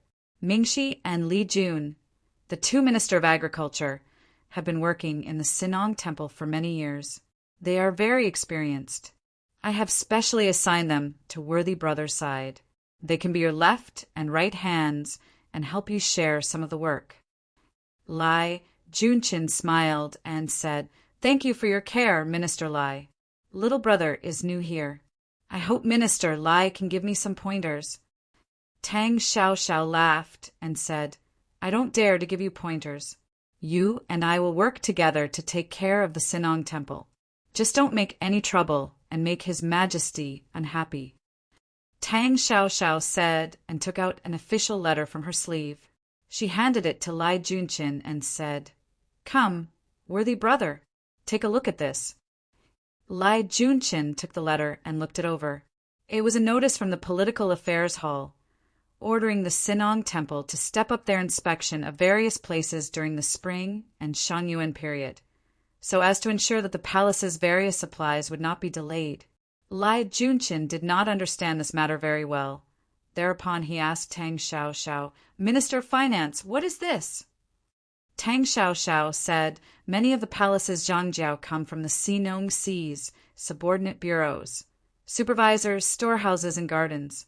During the New Year's festival, these zhangjiao must not have any mishap. Therefore, during this time, you and I must go everywhere to check the supply situation, to ensure that there is no problem with the supply." Lai Junchin still did not get the gist of it, so he smiled and said, "I have just been appointed and do not know much about the affairs of the Sinong Temple. May I ask Minister of Finance, what do we need to do?" Tang Xiaoxiao said, "For example, we need to check the capital's several large warehouses and check the accounts to ensure that the treasury is full. Otherwise, the people in the capital won't be able to buy rice during the festival, or the officials in the capital won't be able to distribute the grain. That would be a big mess. Furthermore, during the New Year's festival, we need pigs, cows, and sheep for the imperial court's offerings, vegetables, fruits, and wine for the banquet, bamboo reeds, silk, and satin for the decorations, and charcoal for the heating of the palace and yamen. These are all provided by our Sinong Temple, so we need to ensure that the reserves are sufficient." Lai Junchin thought it was something important, but when he heard that the task was so trivial and there was not much profit to be gained, he immediately said with a troubled expression, Minister of Finance, these things are numerous and extremely trivial. I'm afraid that it will take 3 to 5 days to check them all. Moreover, the capital governor has many things to do, so I really can't split myself." Tang Xiaoxiao smiled and said, "Although these tasks are trivial, if any of them are delayed, it will be a disgrace to the imperial family. Although these tasks are trivial, they are incomparably important. However, I also know that the capital governor is very busy, so I will naturally take care of these matters. It's just a few more steps to run and a few more places to check. How can I let Brother Lai do all the work?" Lai Junchin was overjoyed and quickly bowed and said, "I am Minister of Finance. I can't thank you enough for taking such care of me."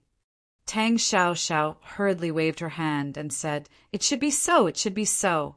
Brother doesn't need to be so polite. It's just that our Sinong Temple's gardens and warehouses are scattered all over the place. Time is pressing, so I have to set off immediately to check out the various places.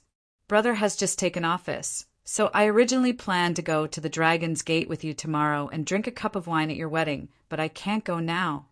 Hearing Tang Xiaoxiao's words, Lai Junqin felt a bit embarrassed. He was the one who had just been promoted and was treating, but he had to trouble the chief official of the yamen to go through the wind and snow to check out the various places. Lai Junqin hurriedly said, "If it weren't for the fact that I have already set a date with my colleagues, I would have gone with Brother Tang to check out the various gardens and warehouses. Now I have to trouble Brother Tang alone. I really feel sorry. How about this? After the Lantern Festival, I will hold a special banquet in my mansion to express my gratitude to Brother Tang." Tang Xiaoxiao hastily declined and said, "No, no. Brother should congratulate you for your promotion. But I have official business to attend to and cannot delay it. It's already impolite of me to not be able to attend Brother's banquet tomorrow. How can I be so thick-skinned as to ask Brother to treat me again? How about this? After the Lantern Festival, I will hold a banquet to celebrate Brother's promotion." Lai Junqin had no interest in the position of Minister of Finance, so naturally he would not regard Tang Xiaoxiao as his competitor. Now that he saw that Tang Xiaoxiao was taking care of him and could be regarded as a very tactful official, he was very happy in his heart and did not show the slightest bit of his usual arrogance. The two of them competed to treat each other. In the end, it was Lai Junqin who won and sent Tang Xiaoxiao out in a friendly manner. Tang Xiaoxiao walked out of the courtyard where Lai Junqin's office was located and stood still in the snow. He stroked his beard and smiled contentedly. He knew that tomorrow there would be a fierce battle on the Dragon's Gate Mountain. It was a pity that he could not see it with his own eyes. However, he was somewhat afraid of either of these two fierce tigers, so he did not dare to sit on the mountain and watch the tigers fight. After thinking it over, he decided that it was better to stay away from them. Near dusk, Dianshi Huqin sneaked into Lai Junqin's detention room. After a while, the door opened, and Dianshi Hu ran out with his head in his hands. Then an inkstone flew over Dianshi Hu's head and smashed into the wall with a paw sound, breaking into pieces. Lai Junqin's roar immediately came from the open door. "Yang Fan, how dare you? You still dare to provoke me in such a state. Good, good, good. If I don't make you beg for death, I won't be called Lai Junqin." Hu Chun ran far out of the door and then stopped with a lingering fear. He looked back and spat on the ground fiercely and cursed in a low voice. "You really don't know what's good for you. I came to tell you with good intentions, but you scolded me. What a mad dog!" As he spoke, a person came from afar. When he came close, he raised his chin and asked arrogantly, "Is Lai Shaoqing's office here?" Hu Chen looked at the person's official robe. In terms of rank, the person was several ranks higher than him. He did not dare to be negligent and quickly cupped his hands and said, "Lai Shaoqing's office is in the house behind. I wonder which Yamen's official you are from.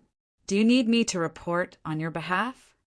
The person said in surprise, "I am Lai Shaoqing's old friend. I never need to report when I enter a room."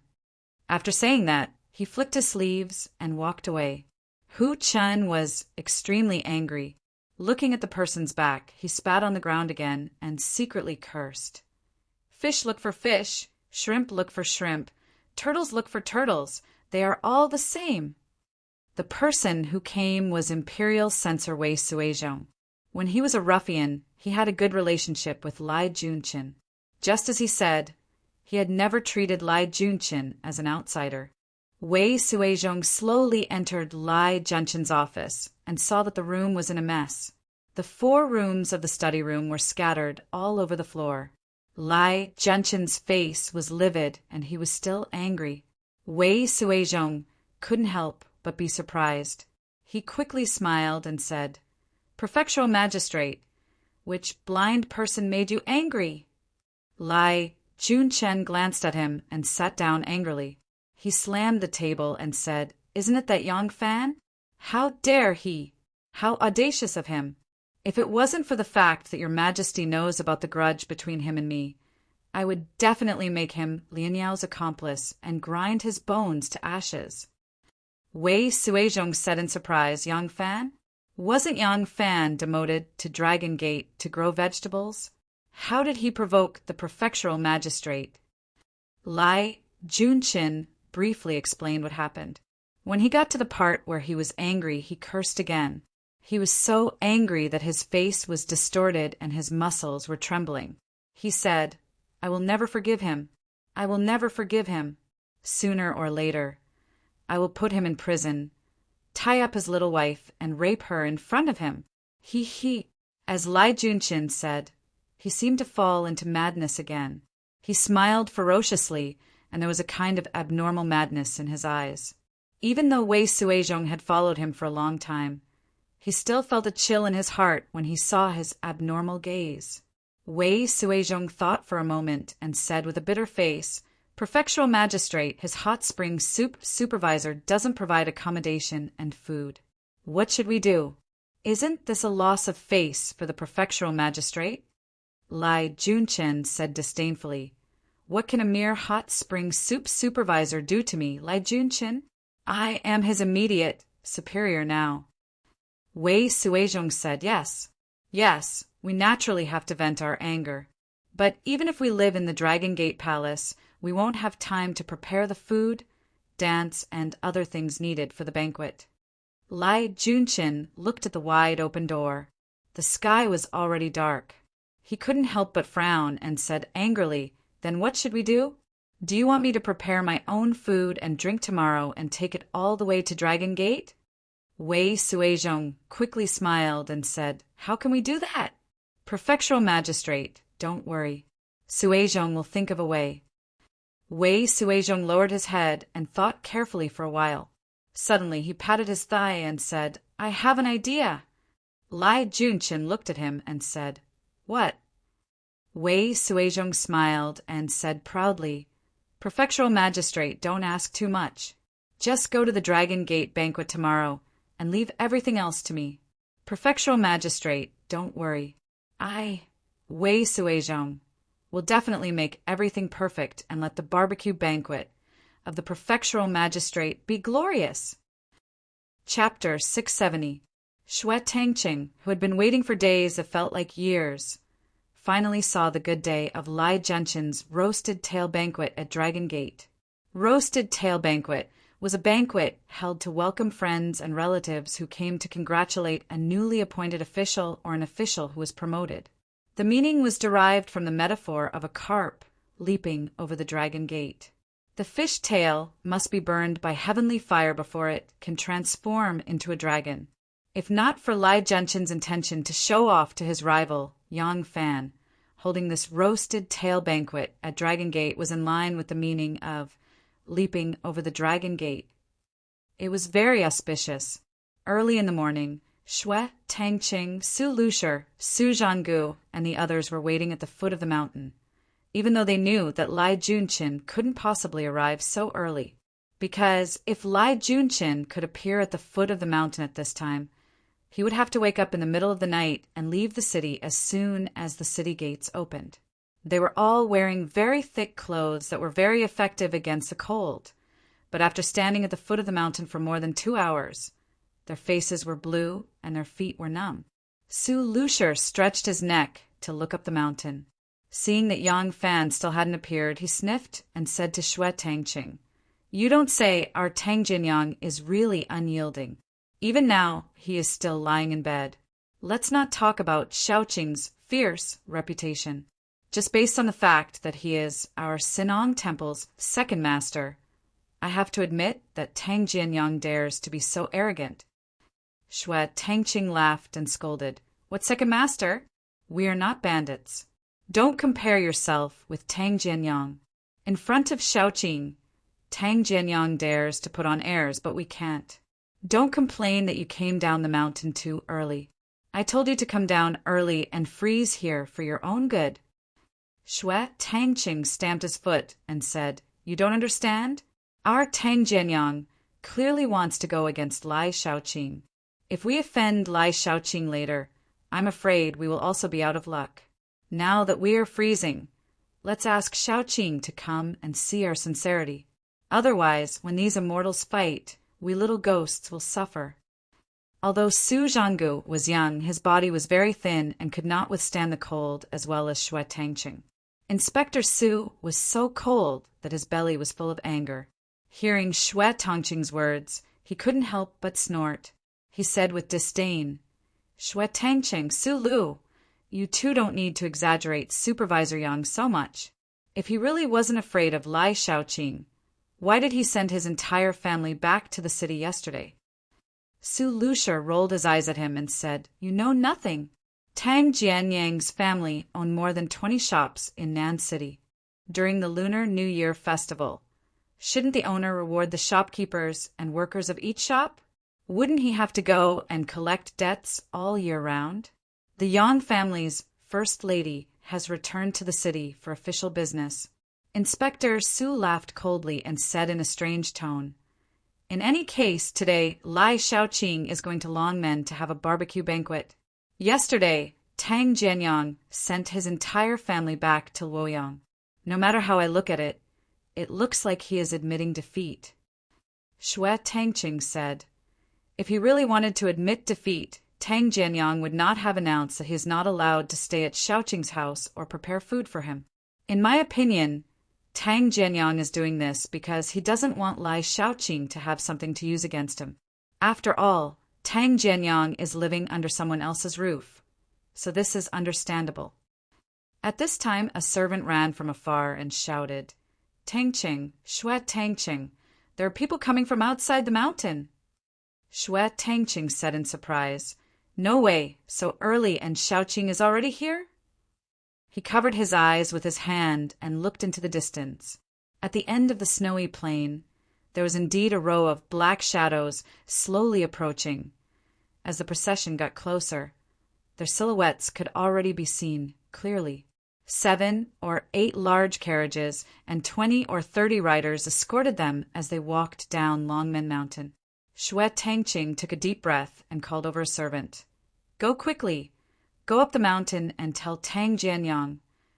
Inspector Su stared at him and said, "Tangqing, doesn't Tang Jianyang not care about Lai Shaoqing at all? Why tell him?" Xue Tangqing glared at him and said, "Don't talk nonsense. Whether or not Yang Tingguang is willing to go down the mountain to welcome us is Yang Tingguang's business. We still have to do our part. Yang Tingguang has always treated us brothers well. Why are you talking so much nonsense?" Inspector Su was reprimanded and did not say anything else. Xue Tangqing waved his hand and said, "Let's go. Don't wait for Lai Shaoqing to reach the foot of the mountain. This master has a bad temper. Let's go up and welcome him." At Xue Tangqing's order, a group of low-ranking officials who guarded the hot springs at Longmen, grew vegetables and raised horses, went up in a hubbub. Yang Fan, dressed in short clothes, was practicing his saber in the courtyard. Usually, Yang Fan's saber practice was a favorite show of his precious son. In Yang Yinzu's eyes, his father's saber practice was about the same as the monkeys doing somersaults in the Imperial Horse Gallery. It was all fun. Today his son's family was not here, so Yang Fan did not have to deliberately add some strange moves to amuse his son. He practiced like the wind and was very focused. The snow in the courtyard had not been swept away. Under Yang Fan's daily practice, the snow had become very solid. Other than a layer of charcoal ash from the courtyard door to the room door to prevent slippage, the rest of the snow had become as smooth as a mirror. This kind of ground undoubtedly made it more difficult for him to move. But on this kind of ground, Yang Fan was still as swift as a whirlwind, like a mad tiger, sometimes an eagle soaring in the sky, sometimes a lion hunting a rabbit, sometimes a falcon swooping down like a lightning bolt. At times, the saber would wrap around his entire body like a waterfall, and at other times it would be like a sudden clap of thunder and lightning, slashing out in arcs of cold light. Compared to when he had just left the southern seas, his saber technique had already made great progress. The power of the saber was vigorous and copious, its momentum fierce and fierce. Moreover, its energy channels were long and solid like a boulder. This kind of power and overbearingness was the most prominent characteristic of the king of weapons, the saber. It was also the saber technique that could best display the martial arts of Curlybeard's lineage to the extreme. A servant was standing at the door. He was clearly several feet away from Yang Fan, but he saw that Yang Fan had covered an area of several feet with just a few twists and turns, and the saber light was so dense that it was bone-chilling. He wisely chose to stay where he was. If he really walked forward and Yang Tangjian slipped, wouldn't he die an unjust death? With a whoosh, the frightening saber light that covered the sky and the earth suddenly disappeared. The whistling and shrill saber wind also stopped abruptly. Yang Fan hid the saber behind his elbow and said impatiently, "What's the matter now? Didn't I say that if he, Lai Junchin, is here for official business today, I, Yang, will naturally welcome him? Since it's a private matter, I can't be bothered to welcome him." The servant smiled and said, "Yang Tangjian, the person who came down the mountain, is not Lai Shaoqing, but the right garrison general. He heard that you are the owner of this place and said that he is an old friend of you, so he specially came to see you. I came to inform you first." Yang Fan thought for a while, but did not remember any old friend of his who was the right garrison general. He could not help but be surprised and said, "The right garrison general, who is it?" As Yang Fan spoke, he walked towards the door. The servant respectfully said, "I dare not say anything. I only remember that the general said his surname is Luo. Xue Tangqing is accompanying him." When Yang Fan heard that the general's surname was Luo, he suddenly thought of someone and could not help but exclaim in surprise, "It's him! Why is he here?" Yang Fan walked out of the door and looked towards the mountain path. Sure enough, he saw Xue Tangqing accompanying someone, walking slowly along the mountain path.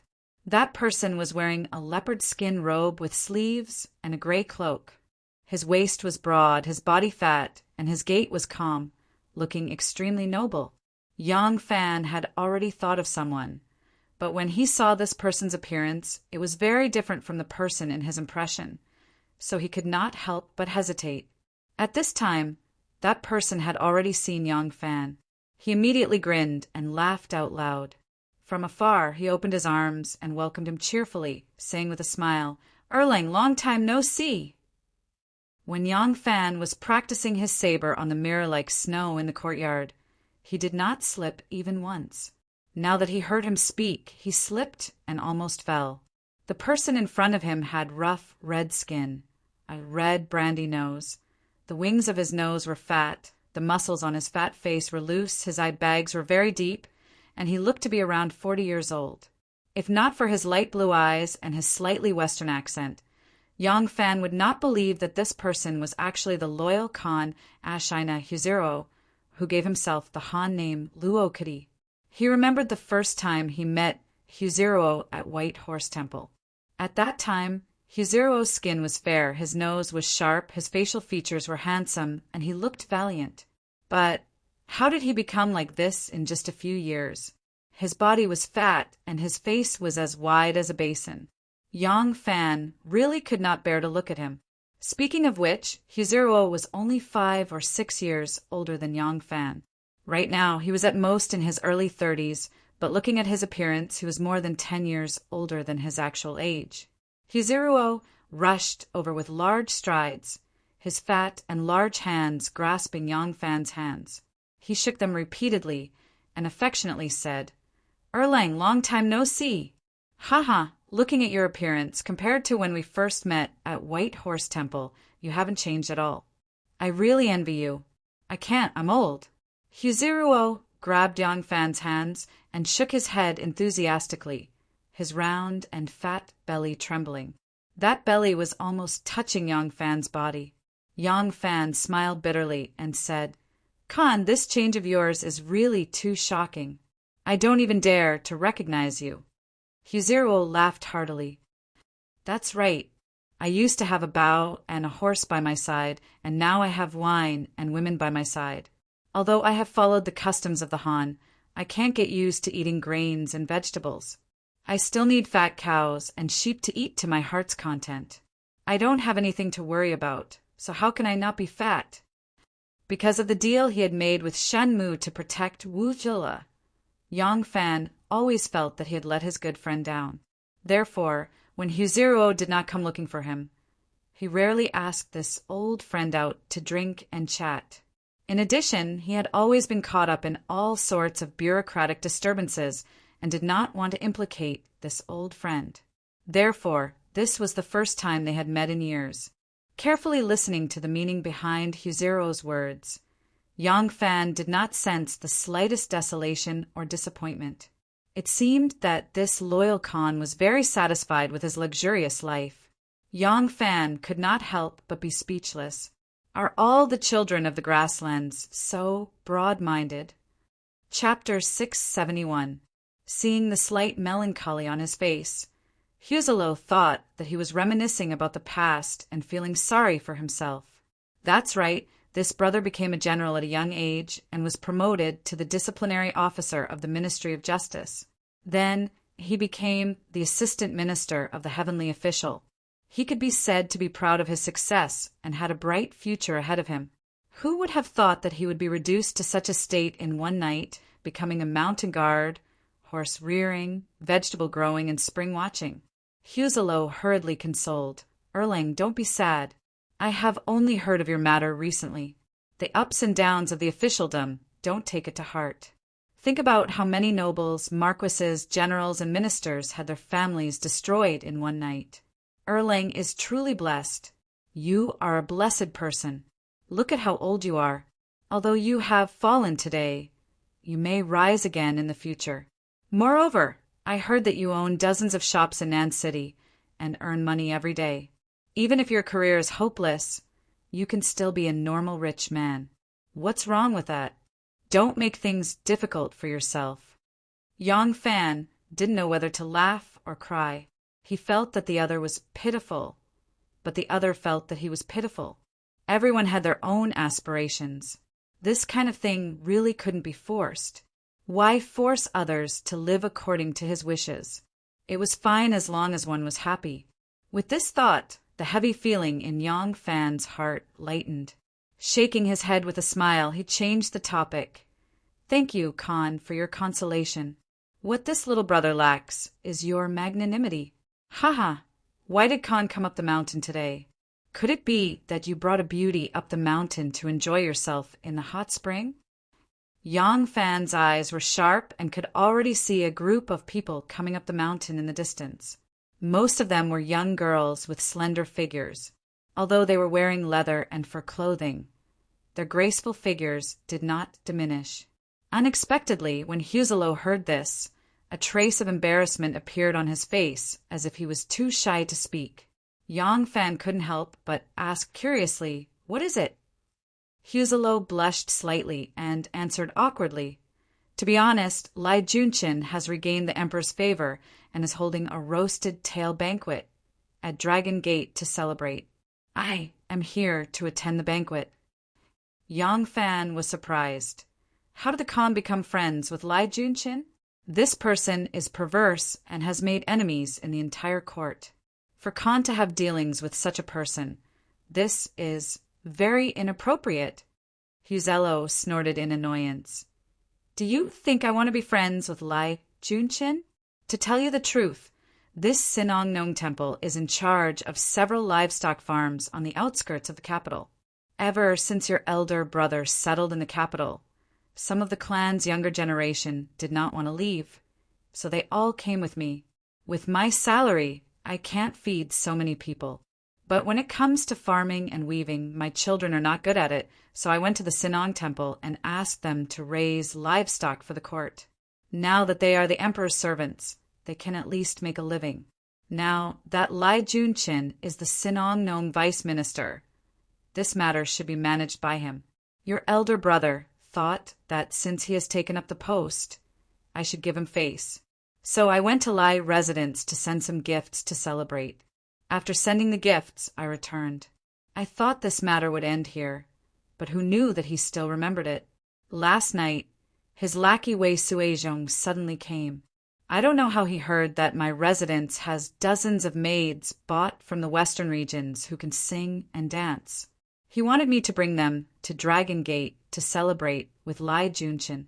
He also wanted me to come early in the morning and make arrangements before Lai Junshin.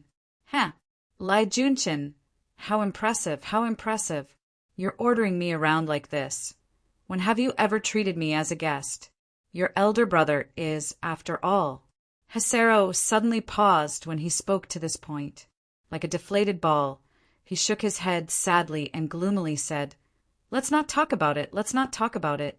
Just talking about it makes me angry. Let's deal with him today. Otherwise, with his vengeful nature, how could he be willing to let me go?" I see. Realization dawned on Yang Fan. After thinking for a while, he suddenly looked at Huzalo and said with a smile, "Lai Junshin is so domineering. Khan must be ashamed and angry. Do you want me to help you vent your anger?" Huzalo became nervous and quickly said, "Absolutely not. Erlang, you are now working in the Sinong Nong Temple and are his subordinate. You must not stand up for me. Moreover, if your elder brother offends him, then I won't teach my clansmen how to raise livestock. My clansmen will have no way to survive." Yang Fan smiled and said, "Don't worry, Khan. No matter what, I will not let him blame this debt on you." Huzalo said, "That won't do. How can you fight him now? Erlang, bear with it for a moment to avoid 100 days of worry. You should." Yang Fan smiled and shook his head. No matter. Khan can just watch from the sidelines. I know what I am doing." Minister Xue Tang was a shrewd old man. When the two of them were talking, he had been standing far away. Seeing that the two of them had finished their conversation, he coughed and walked forward.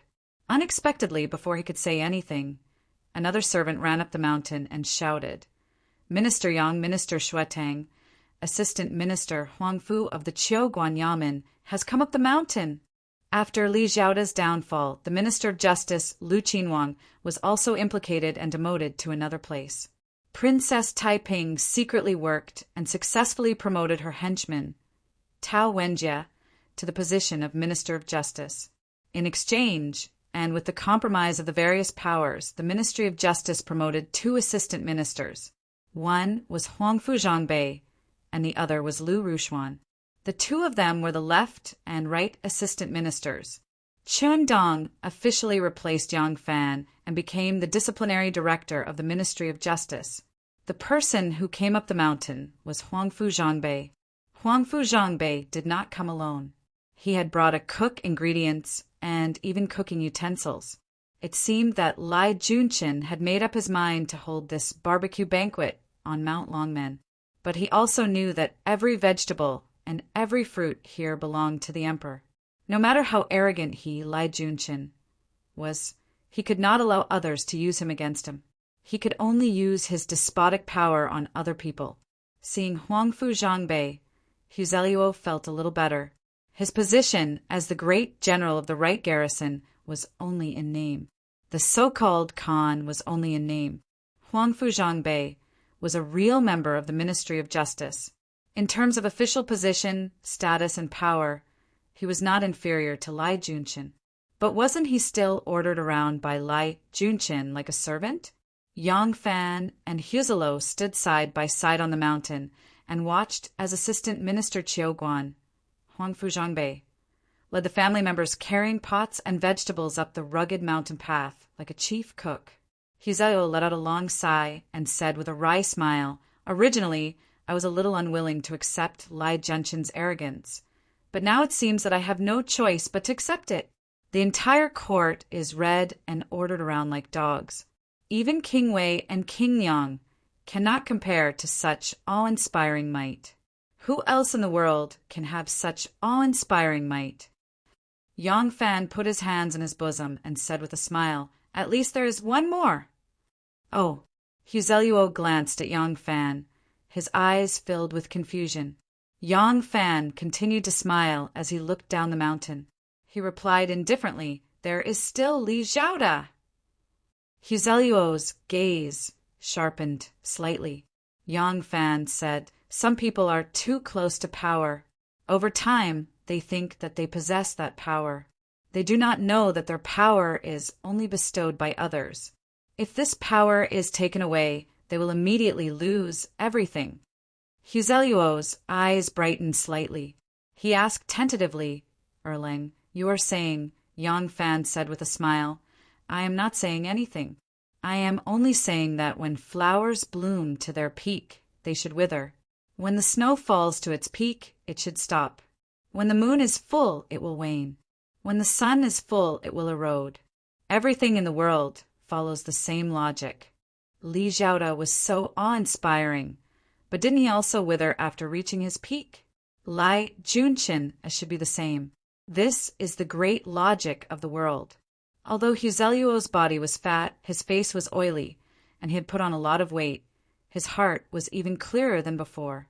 How could he believe Yang Fan's words? He asked impatiently, "Erlang, you and I are brothers. If you have something to say, why don't you say it? Have you heard something?" In his view, Yang Fan could only rely on his relationship with Princess Taiping and King Wusansi. What had he heard? There was no way he could topple Lai Junqin. Yang Fan raised his chin toward the foot of the mountain and said with a smile, "Lai Junqin is here. If Khan does not go and welcome him, he will be late." He really came. Huzhou hurriedly lifted his robe and ran down the mountain in a hurry. When Lai Junqin would be unlucky was a matter for the future. As long as he was still alive, he had to be careful. When this fellow bit people, there was no reasoning at all. Lai Junqin came, followed by a few court officials. These court officials did not need anything from Lai Junqin, and Lai Junqian would not give them anything. The reason why they were currying favor with Lai Junqin was not because they wanted anything from him. They only hoped that if there were any more disturbances, Lai Junqin would remember today's friendship and not carelessly implicate them. A group of people also came from the Sinong Temple. After Chief Minister Tang Xiaoxiao sensed that there would be a fierce battle on Dragon Gate Mountain, she immediately slipped away, saying that she was inspecting the various gardens. But there were still a large number of officials left in the Sinong Temple. These people could not help but show their support, especially the two farming officials, Ming Shi and Li Jun, who had been assigned to work under Lai Junqin. As soon as Ming Shi saw Xue Tangqing, she angrily reprimanded him. "This Yang Fan, does he still have any manners? Does he know how to respect his subordinates? Lai Junqin has come to the hot springs, but he did not come to welcome him. This is too outrageous." Xue Tangqing deliberately straightened his frost-blue face and replied awkwardly. Originally, Director Yang was waiting respectfully at the foot of the mountain for Lai Shaoqing and other officials. But because the great general of the Right Garrison Guard and Assistant Minister Qiu Guan arrived a step earlier, Director Yang accompanied them up the mountain to make arrangements. As a result, I missed the time to welcome Lai Shaoqing and other officials. Even though everyone knew that Yang Fan did not want to give Lai Junqin face, Xue Tangqing could not say it directly. This was his duty as a subordinate. Moreover, this would make Lai Junqin look better. Lai Junqin did not expect Yang Fan to lower his head to him. But when he heard that Huzeliu and Huangfu Zhangbei had already gone up the mountain, he was curious. He thought that these two people had not come. He secretly swore in his heart and was waiting for an opportunity to retaliate. At this time, hearing Xue Tangqing's words, he could not help but exclaim in surprise. He looked at Wei Suizhong in surprise. He had already guessed that this was probably the method that Wei Suizhong had mentioned. Chapter 672. Wei Suizhong laughed and said, "Assistant Minister Huangfu and Khan Huzero considered the lack of food and wine on the mountain, and there are no songs and dances to liven things up, so they volunteered to take on these two tasks. Khan Huzero brought a dozen dancers up the mountain, while Assistant Minister Huangfu invited the famous chef of Drunken Golden Hairpin to serve the banquet. They did not inform the prefectural magistrate beforehand, as they wanted to give him a surprise.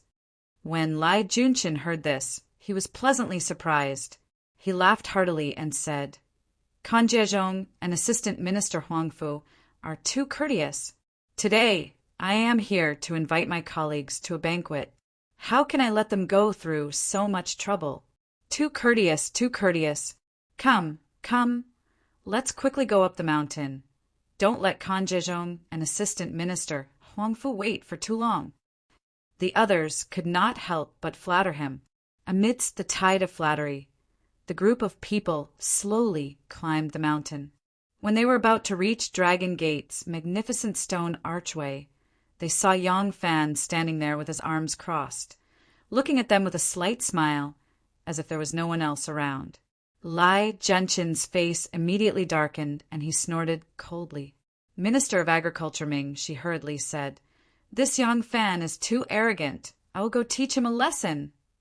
Ming Shi's feet tightened, and he angrily rushed towards Yang Fan. When he rushed in front of Yang Fan, the anger on his face had miraculously disappeared and turned into a humble and embarrassed expression. "Minister Yang, Lai Shaoqing has just been appointed, and today he brought his colleagues and friends to visit the Dragon's Gate. You see, we are all from the Sinong Temple after all. It is not good to let outsiders see any unhappiness. Take a step back, don't you think so?" Yang Fan did not expect this person to change from arrogance to deference and change his attitude so quickly. He couldn't help but find this person familiar and asked, "When I reported to the Sinong Temple that day, I seem to have met you once. If I remember correctly, you are the minister of the Sinong Temple. May I know your name?" Ming Shi happily said, "I am Ming Shi. I did not expect Minister Yang to still remember me. You have a good memory." Yang Fan nodded and said, "Since Minister Ming has spoken, Yang does not dare to disobey. However, this is the Imperial Forest Park. According to reason, non-members of the Imperial family are not allowed to enter. This Yang is certainly not an unreasonable person. If the officials of this yamen come here to bathe and relieve their fatigue, it is not a big deal. However, I still have to abide by the rules. Everyone can enter the door behind me, but the second door is the territory of the Imperial Palace. No one is allowed to enter without permission. Since I am the supervisor of the hot spring, this is my responsibility. I hope that Minister Ming-Nong will not take offense." Ming Shi's expression became somewhat ugly. "Then, where do you want Lai Shaoqing to stay?" Yang Fan said he can either come today and leave today or go to the monastery at the front of the mountain, offer some incense oil, and ask for a place to stay. Bullshit. Lai Junshin climbed up the stone steps. He did not hear how Ming Shi taught Yang Fan a lesson, but he clearly heard Yang Fan's words. Lai Junshin's suppressed anger suddenly rose. He walked over with a calm face and pushed Ming Shi aside. He pointed at Yang Fan's nose and said word by word, "You listen to me clearly. I will stay here today." "Of course you can stay." The corners of Yang Fan's mouth gently curled up. If Lai Shaoqing is so interested, this Yang will naturally accept. Not far from here is the residence of the supervisor of the hot spring. I can ask someone to vacate a few rooms and invite Lai Shaoqing and the other guests to stay. As for the second door, Yang Fan shouted in a deep voice, "Supervisor Su!" Supervisor Su was standing in the crowd watching the excitement. When he suddenly heard Yang Fan call his name, he unconsciously responded. It was only after he took a step forward that he reacted. This was not the time to stir up trouble. He could only ask hesitantly, "Supervisor Yang W, what is it?" Yang Fan stared at Lai Junshin and asked Supervisor Su in a clear voice, "On the first day this official took office, it was you who explained the regulations of the hot spring supervisor to this official. I can't remember clearly now. I want to hear you say it again. Who can stay in the bathing hall of the hot spring on this mountain?" Supervisor Su timidly glanced at Lai Junshin and answered hesitantly that the emperor, the crown prince, members of the imperial family, princes with different surnames, or guests invited by the imperial family. Yang Fan said to Lai Junshin, "Lai Shaoqing, did you hear clearly? I don't know if it is the emperor, the crown prince, the imperial family, princes with different surnames, or which one of you is a member of the imperial family. No matter which one you meet, I will let you in immediately." Lai Junshin grabbed Yang Fan's collar and breathed heavily. His eyes also revealed a kind of evil because of an inexplicable excitement Yang Fan, don't think that you can block my way with these stupid rules. Today, I want to stay in the Spring Palace on the mountain. You can go and impeach me. Do you think His Majesty will punish me for such a small matter? Oh, I forgot. You're only a small supervisor of the hot spring. You are not qualified to submit a memorial to the Emperor. Do you want me to help you submit it? Ha! It was the same laughter, but Lai Genshin's laughter was very different from other people's. It was also different from his laughter in the past. As he spoke, he suddenly laughed. His laughter was abrupt, fast, and urgent. It was like the cry of a night owl. It was very strange. Yang Fan frowned, and a strange feeling arose in his heart. Lai Junchin suddenly stopped laughing and put on a ferocious expression. He gritted his teeth and said, "Do you know why I insisted on coming to the Dragon Gate? Because you are here. Because you are in charge of this place. It is yours. That is why I am here. Since I am here, I want to stay here, and you can only obediently guard the door for me." Ha! Lai Junchin laughed hysterically again. His laughter was strange and a little inexplicable. Yang Fan could not help but frown again. Lai Junchin seemed to have realized that his strange excitement was a little eye-catching. He tried hard to control himself, but because he was holding back his laughter, his originally handsome face became distorted. I, Lai Junchin, have only suffered once, and it was in the hands of you, Yang Fan. Lai Genshin's smile disappeared, and his expression became bitter again. That is why I am very interested in you now. As long as it is yours, I am interested. I want to snatch it. I want to possess it in front of you. No matter if it is in charge of it, you own it, or your woman. Ha! Lai Junchin suddenly burst into a strange, neurotic laughter. The strange feeling in Yang Fan's heart became more and more obvious. He had never studied medicine. Even if he had, with the medical level of this era, he would not understand what a paranoid or hidden mental illness was. However, Lai Genshin's strange behavior and twisted smile clearly did not belong to a normal person. The two people's voices could not be considered high, but the mountain wind howled and carried their conversation. A few officials standing not far away vaguely heard some of it and immediately frowned. This Lai Junchin was too immature, wasn't he?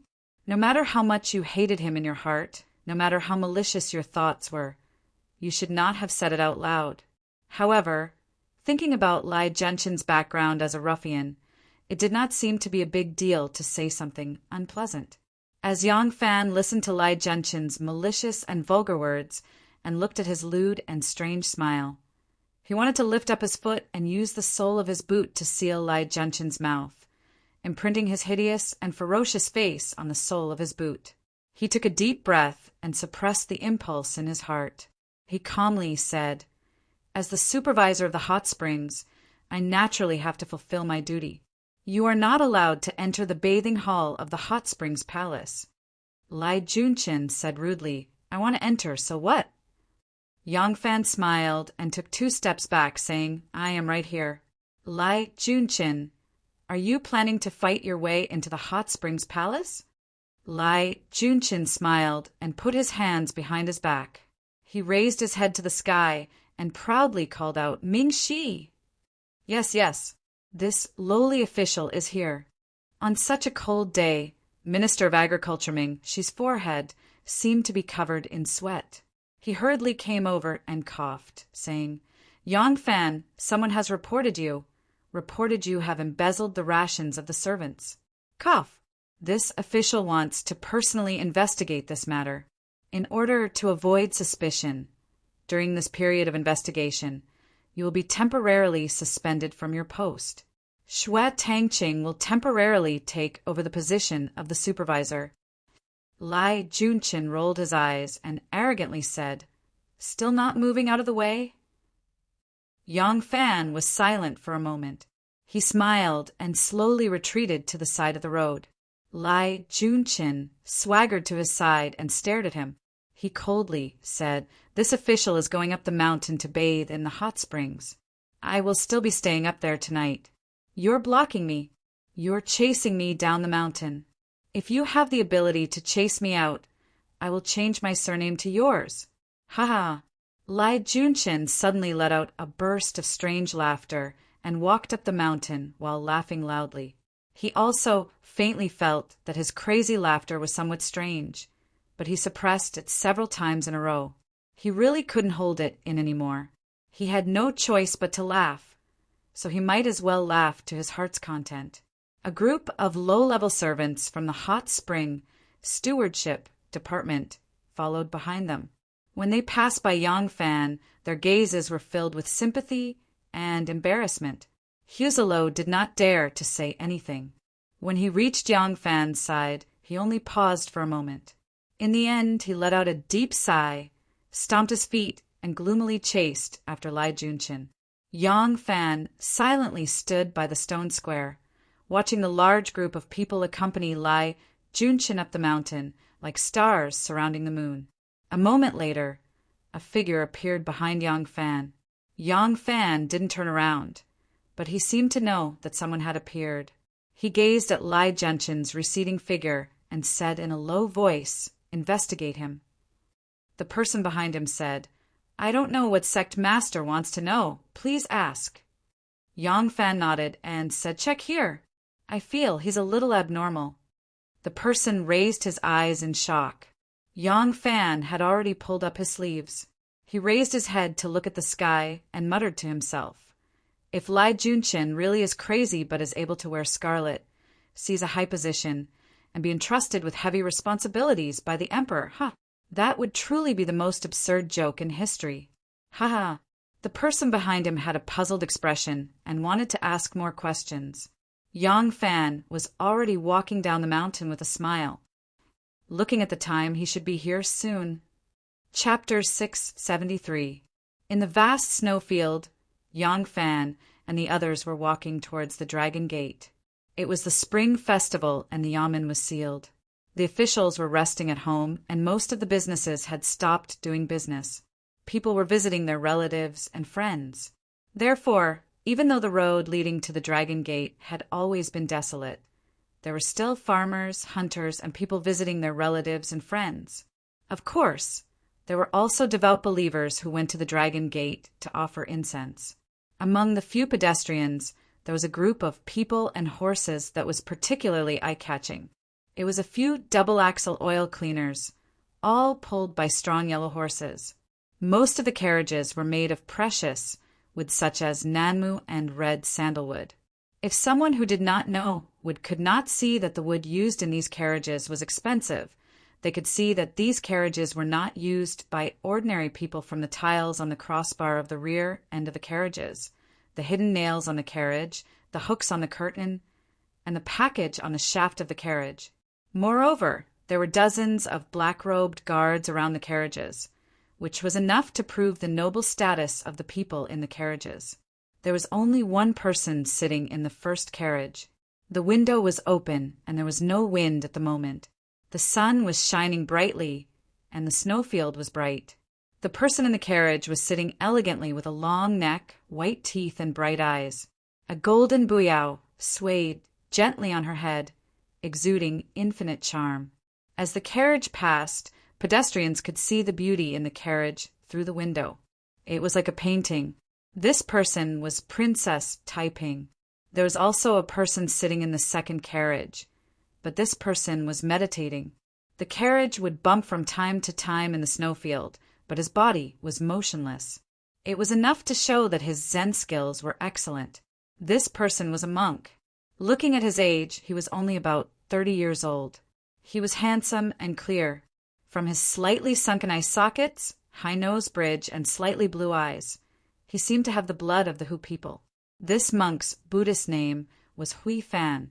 He was originally born in a Hu merchant family in the western regions. His family was wealthy, and because he loved Buddhism, he became a monk at a young age. The Shengshan temple that he lived in was a family temple specially built for him. Therefore, although he was young, he was already the master of the temple.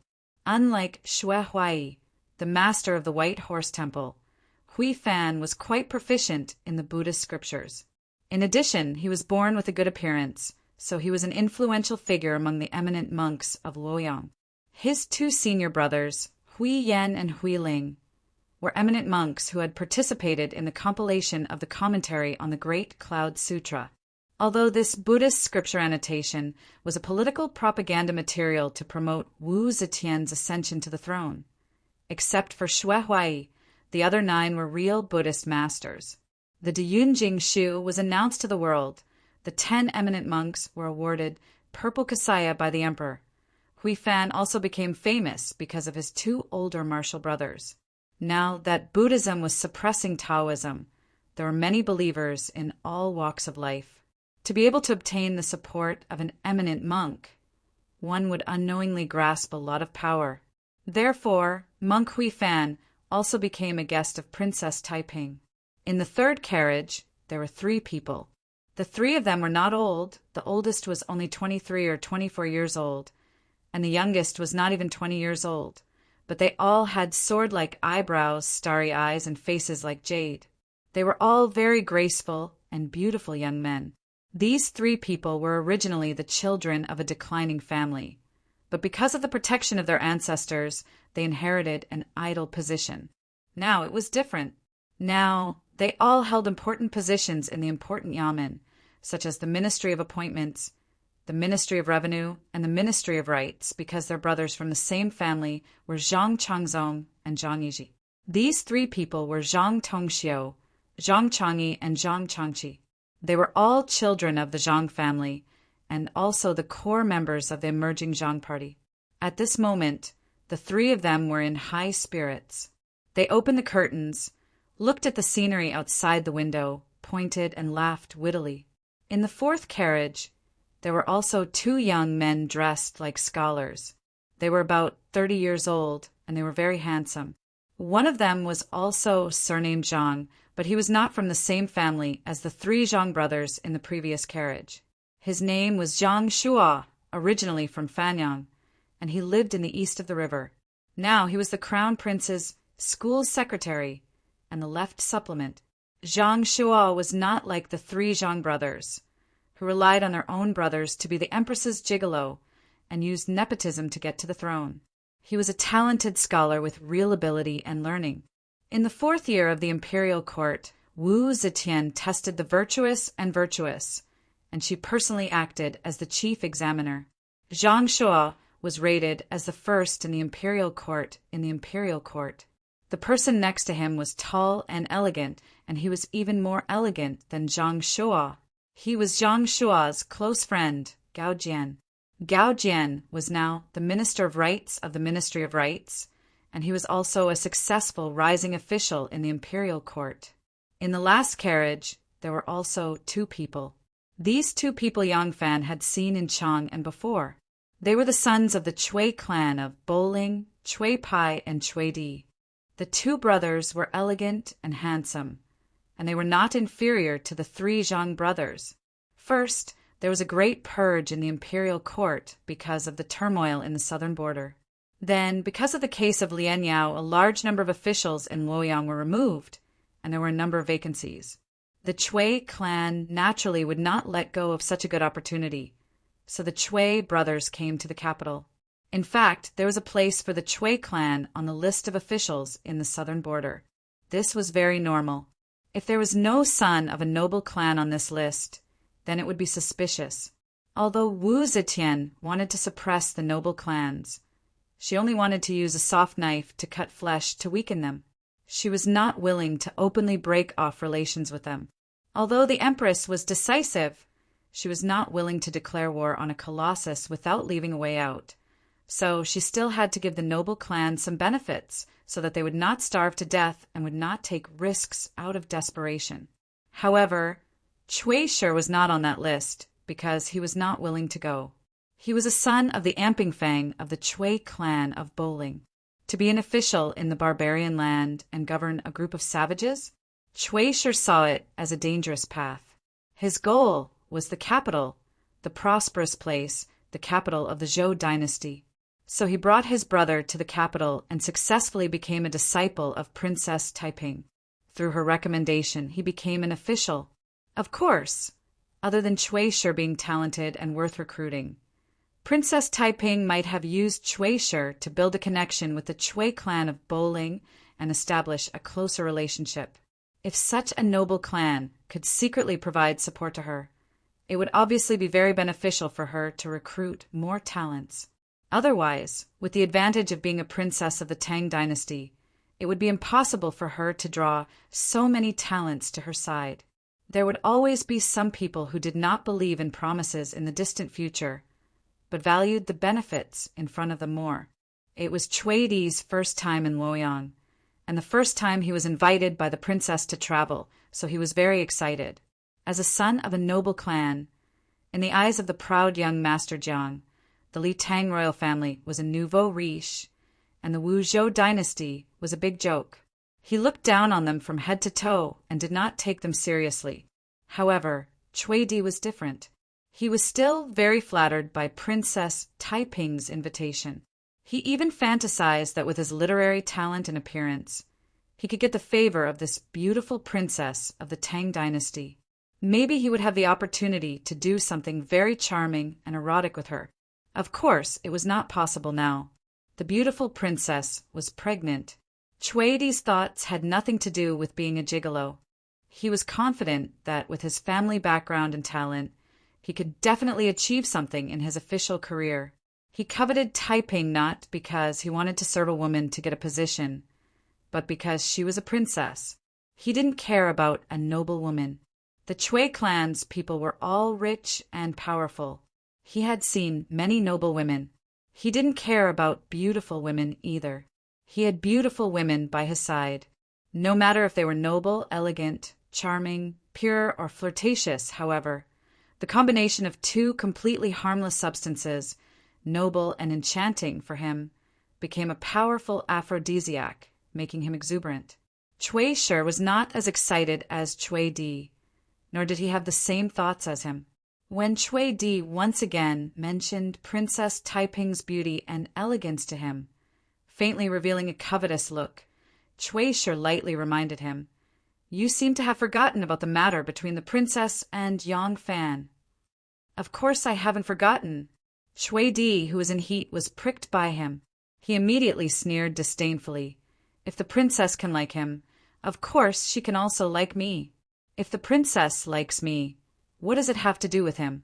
You don't think that just because he is in charge of the succession hall, he has the right to order us around?" Cui frowned and unhappily said, "Could it be that you have forgotten our purpose in coming to Luoyang? How much hope the elders have for us? Why do you act as if you have never seen a woman before?" "Of course I have seen women, but not one of them is a princess." Cui Di's young face was a little red because of excitement. "Big brother, did you notice that the men that the princess has invited, although they have different identities, are all outstanding and handsome? Hey, I think the princess likes handsome men." He turned his eyes, lowered his voice, and said in an ambiguous tone, "Maybe they are the princess's guests. Our princess, I am afraid, does not only have Yang Fan as her lover." Cui frowned and said, "Then why are you still enjoying it?" Cui Di smiled and said, "I am not marrying her. What does it matter to me how many men she has?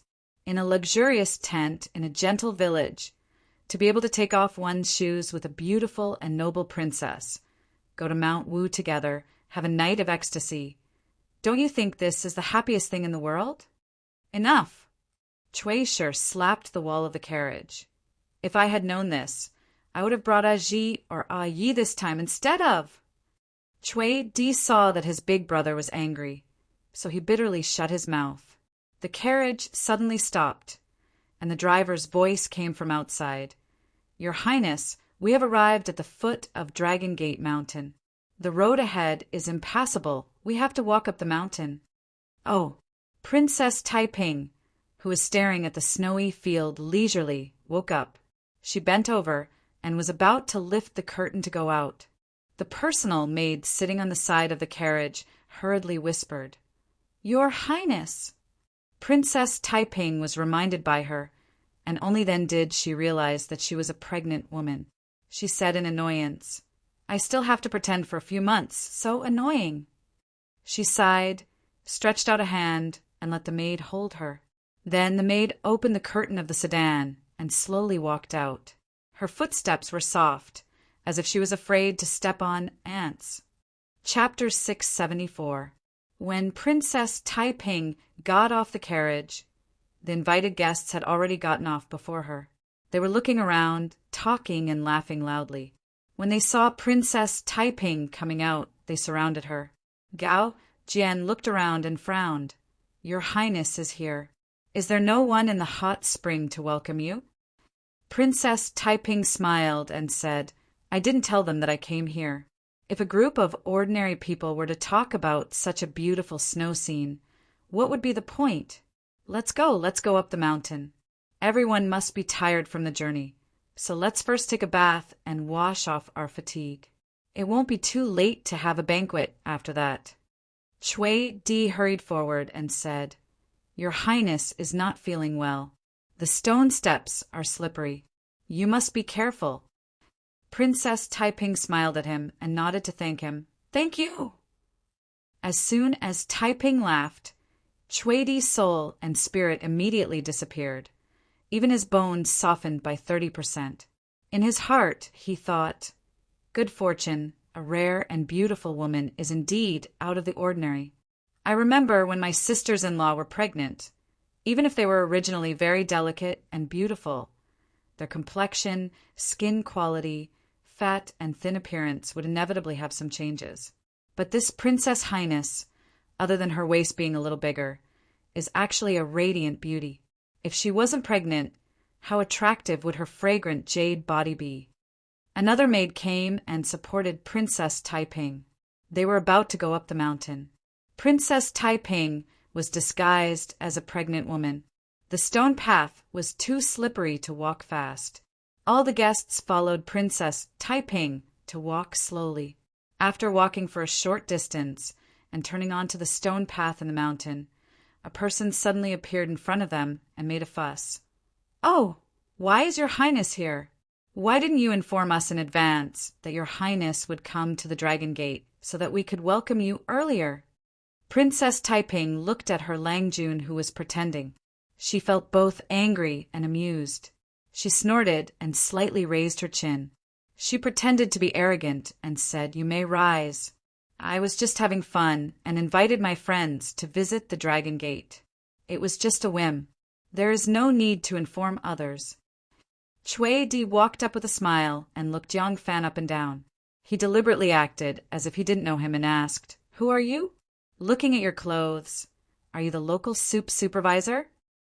Back in Chang, and Cui Di and a group of people had been ridiculed by Yang Fan for showing off their poems. Although it was not directed at him, he was still displeased. Now that he had arrived in Luoyang, he had fallen in love with Princess Taiping at first sight. He was even more displeased with this Yang Fan, who had been rumored to be with Princess Taiping for a long time. At this time, he deliberately ridiculed Yang Fan, wanting to see Yang Fan's embarrassed look. Yang Fan glanced at him and said indifferently, Isn't this the Cui family's young master? At such a young age, your memory is not very good. When I was in Chang, and didn't I meet you once? Ah, I thought you looked familiar. It turns out to be Yang Longzhong. Cui Di pretended to be suddenly enlightened and said in surprise, Oh, I remember that you were the penal officer of the Ministry of Justice and the Inspector General of the Six Paths. You were such a prestigious figure. How come now? Ha ha ha, you can't blame me. Yang Longzhong suddenly changed into a green robe. My eyes were poor, and I didn't recognize him. Forgive me, forgive me. Yang Fan smiled and said, It turns out that Cui Di only cares about the clothes and not the person. That's why. Cui Duo's face immediately turned red. She retorted sarcastically, You were originally wearing a scarlet robe with a fish pouch at your waist. You were awe-inspiring and insufferably arrogant. You suddenly changed into a green robe and even lost your fish pouch. You stood alone on Dragon's Gate Mountain and became a mere sixth-rank official. With such a contrast, how could I recognize you? Yang Fan smiled and said, "Young Master Chui comes from a prestigious family. Even if you don't enter the officialdom, you are still of noble status. Of course, a sixth-rank official like me is nothing in your eyes. But since I am called an official, it is an errand and a duty to serve the emperor and the people. Whether it is a sixth-rank official or a first-rank official, they are equally precious to me.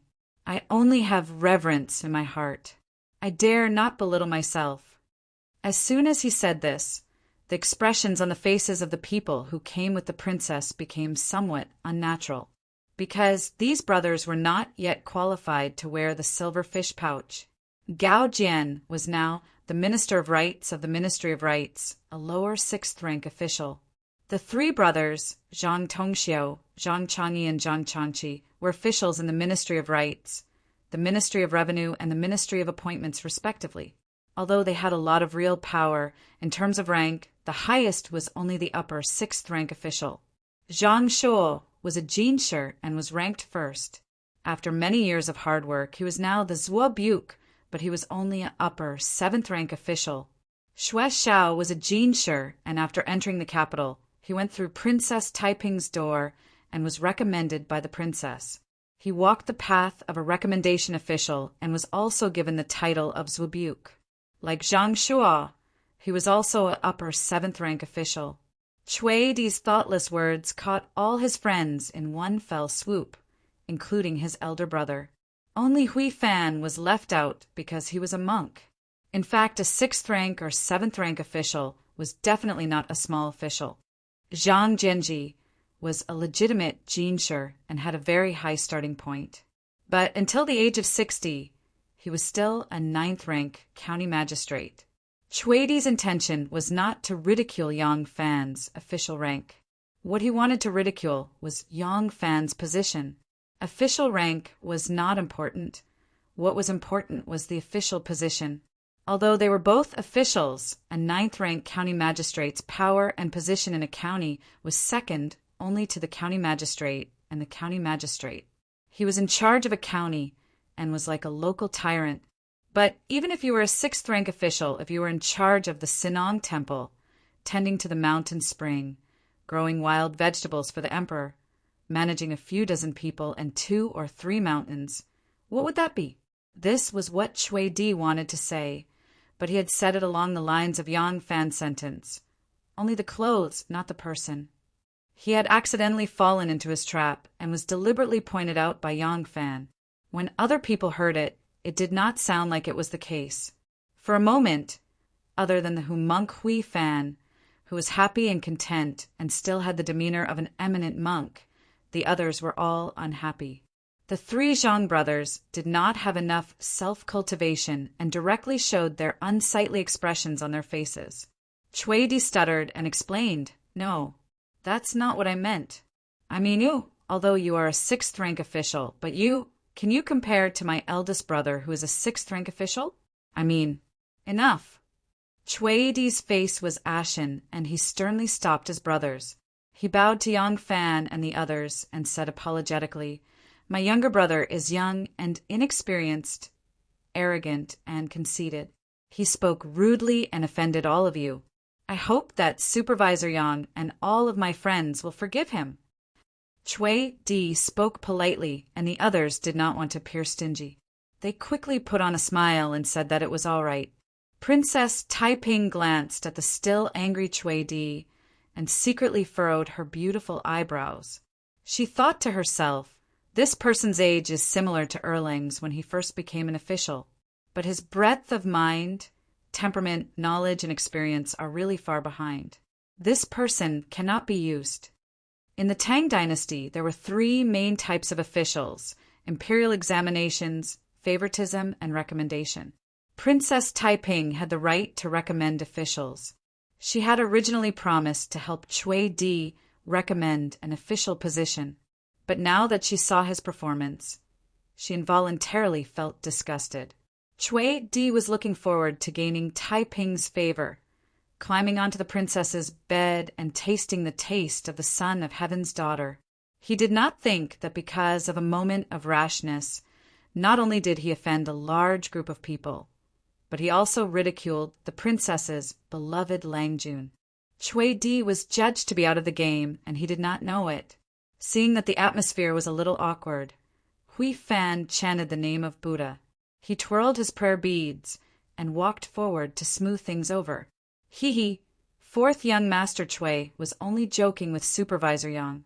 Please do not take it to heart. The princess's body is delicate and cannot stand the cold. Let's ask Supervisor Yang to lead the way and go up the mountain. As he said this, Hui Fan looked at Yang Fan with deep meaning. He thought to himself, the rumors in the streets say that Yang Fan has already lost the princess's favor. Now that the princess has brought me up the mountain, she and Yang Fan are like strangers. Could it be true? Yang Fan cupped his hands and returned the greeting. He said, Master, Her Highness did not inform you in advance that we are coming. Therefore, this mountain. I wonder if Her Highness and all the honored guests are going up the mountain to bathe, or are you planning to stay here for a few days? Zhang Tongxiu's expression was unfriendly. He said, What? Does Her Highness and I need to report to you if we want to stay at the Dragon Gate? The reason why the Zhang brothers were friendly with Princess Taiping was mainly because the Zhang family was able to rise again thanks to the two brothers, Zhang Changzong and Zhang Yizhi, who were favored by the empress. Zhang Changzong became the emperor's new lover because of Princess Taiping's recommendation. Therefore, Princess Taiping became a noble in the eyes of the Zhang family. Therefore, when Princess Taiping spoke this time, the Zhang brothers readily agreed. The Zhang brothers were now, like Xue Huai in the past, relying on the emperor's favor. They were very arrogant and domineering. There were not many people who could be taken seriously by them. Moreover, Zhang Tongxiu was now a little interested in the beautiful Princess Taiping. A beautiful woman with a bad reputation now took the initiative to invite him out for a trip. How could he not have some thoughts? Therefore, Zhang Tongxiu also had some enmity towards Yang Fan. Yang Fan said, Naturally, there is no need to inform this Yang in advance. But, to be honest, today Lai Shaoqing has just brought some friends up the mountain. They also said that they want to stay on the mountain. If you all want to go up the mountain, I'm afraid the palace in the mountain is not enough. Zhang Tongxiu frowned and asked, Lai Shaoqing, are you talking about Junqin? Yang Fan said, Exactly. Zhang Changqi said proudly, Lai Junqin? What qualifications does he have to stay in the hot spring and call his friends? Yang Fan said with a smile that was not a smile, If we are talking about qualifications, naturally he doesn't. But what kind of person is Lai Shaoqing? In my opinion, Her Highness can go up the mountain to stay. As for the other honored guests, if you all are interested, this Yang can go to the front mountain to help you contact the guests. They can stay in the temple. In everyone's eyes, Yang Fan's smile was not very friendly. It seemed that because they were accompanying the princess, Yang Fan felt threatened. His expression was hostile, jealous, and a little. Yang Fan also did not know if his expression was rich enough for them to see through. He was now trying hard to imitate Xue Huai's expression when he mentioned Zhang Changzong and Zhang Yizhi. Zhang Changyi was so angry that she laughed. Huh, she said, what a joke. We were invited by Her Highness. Now, just because Lai Junqin is on the mountain, we have to obediently stay in the front mountain. This is ridiculous. Who does Lai Junqin think he is?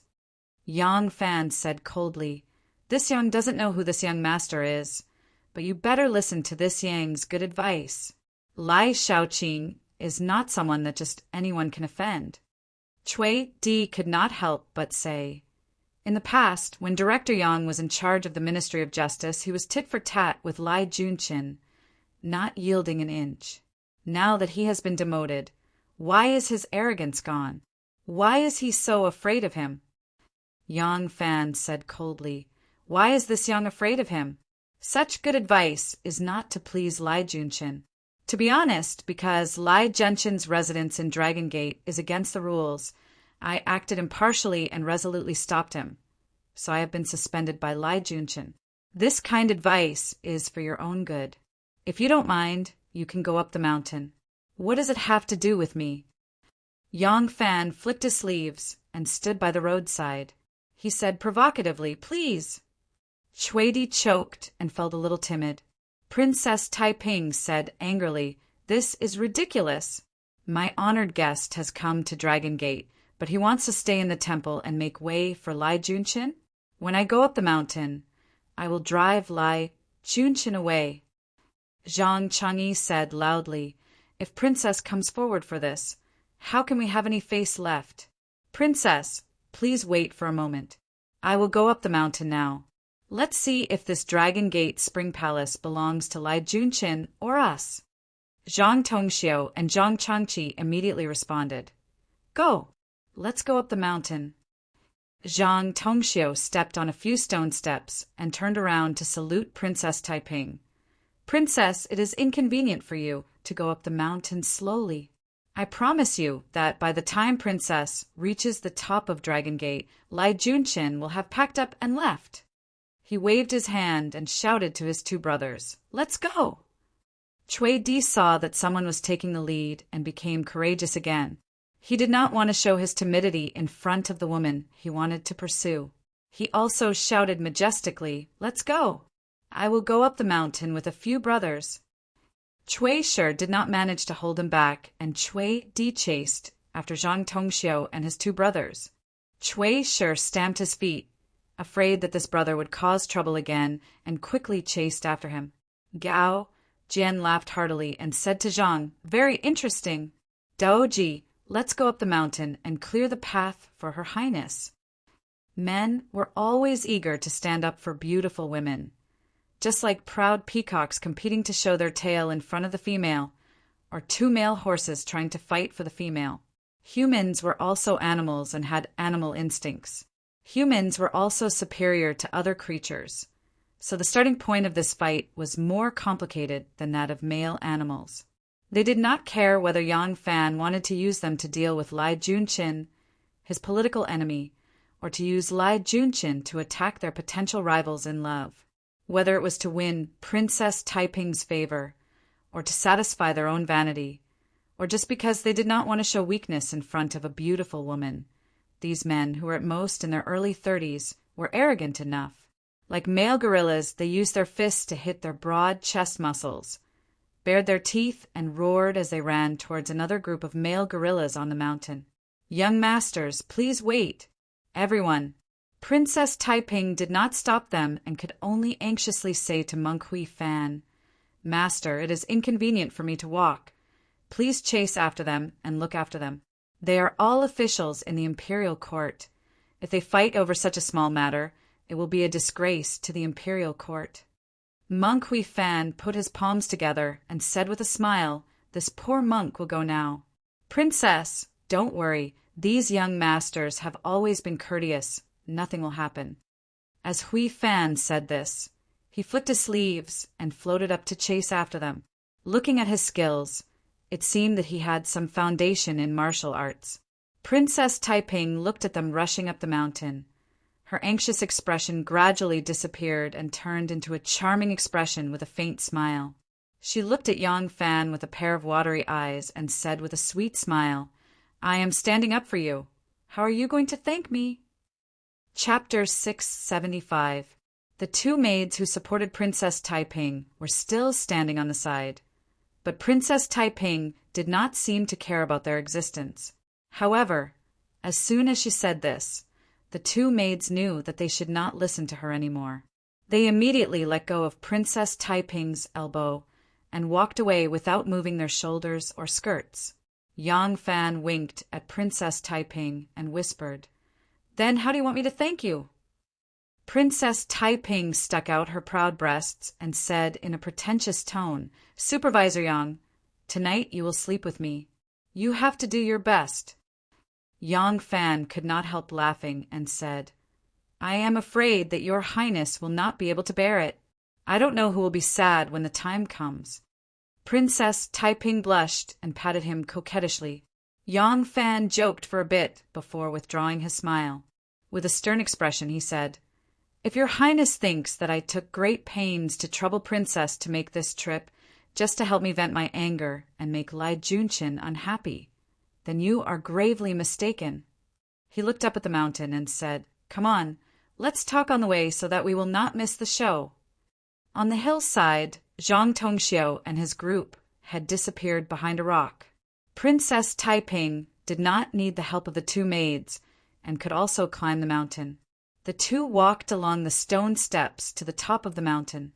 The family guards began to move their belongings from the carriage. Princess Taiping and Yang Fan went up the stairs and continued the topic. She looked at him and said, "You called me here not to help you vent your anger, but to—" Her eyes turned mischievously, and she suddenly smiled coquettishly. Her cheeks were slightly red, and she said shyly, "Is it because you miss me?" Looking at her eyebrows and the corners of her eyes, which were full of amorous feelings and even deliberately put on a cute appearance, Yang Fan couldn't help but feel his heart sway when he saw this.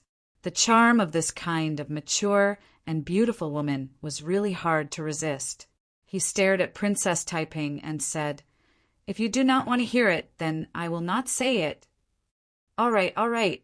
Princess Taiping successfully flirted with her Langjun and couldn't help but feel happy. She made a face at him and giggled. "Go ahead, I'll listen." Yang Fan said, "It's not a big deal to be bullied a little. If it was just to embarrass Lai Junshin, I wouldn't have bothered to go through all this trouble. Fighting over power is something only children like." Princess Taiping blinked her eyes and nodded seriously. "Yes. Speaking of which, my Erlang is really becoming more and more like an adult." Yang Fan rolled his eyes at her and said, "Am I not an adult?" Princess Taiping glanced at him and leaned over. She gently bit her red lips and asked maliciously, "How big is it?" Yang Fan did not know whether to laugh or cry. If not for the guards and servants of the princess mansion following them from afar, Taiping's buttocks would have been slapped. "My Royal Highness, can't you be a little more serious?" Princess Taiping said worriedly, "If I'm too serious, will it annoy you?" Yang Fan snorted and ignored her double entendre. He said slowly, "Wealth is a shack that will collapse in 10 years. Power is a stone palace that will not collapse in 1,000 years. But what is this kind of glory?" Yang Fan pursed his lips and blew away a snowflake that was floating in front of him. Yang Fan said, "It's just a fleeting snowflake. I really don't understand why some people are so happy about it and fight over it." Although Princess Taiping was clever, she really didn't guess Yang Fan's purpose this time. She really thought that Yang Fan was angry with Lai Junshin for deliberately showing off his power in the Dragon Gate. So he asked her for help and wanted to make Lai Junshin suffer. That was why she successfully angered a group of flower protectors and made them go up the mountain to find trouble with Lai Junshin. That was why she was happy.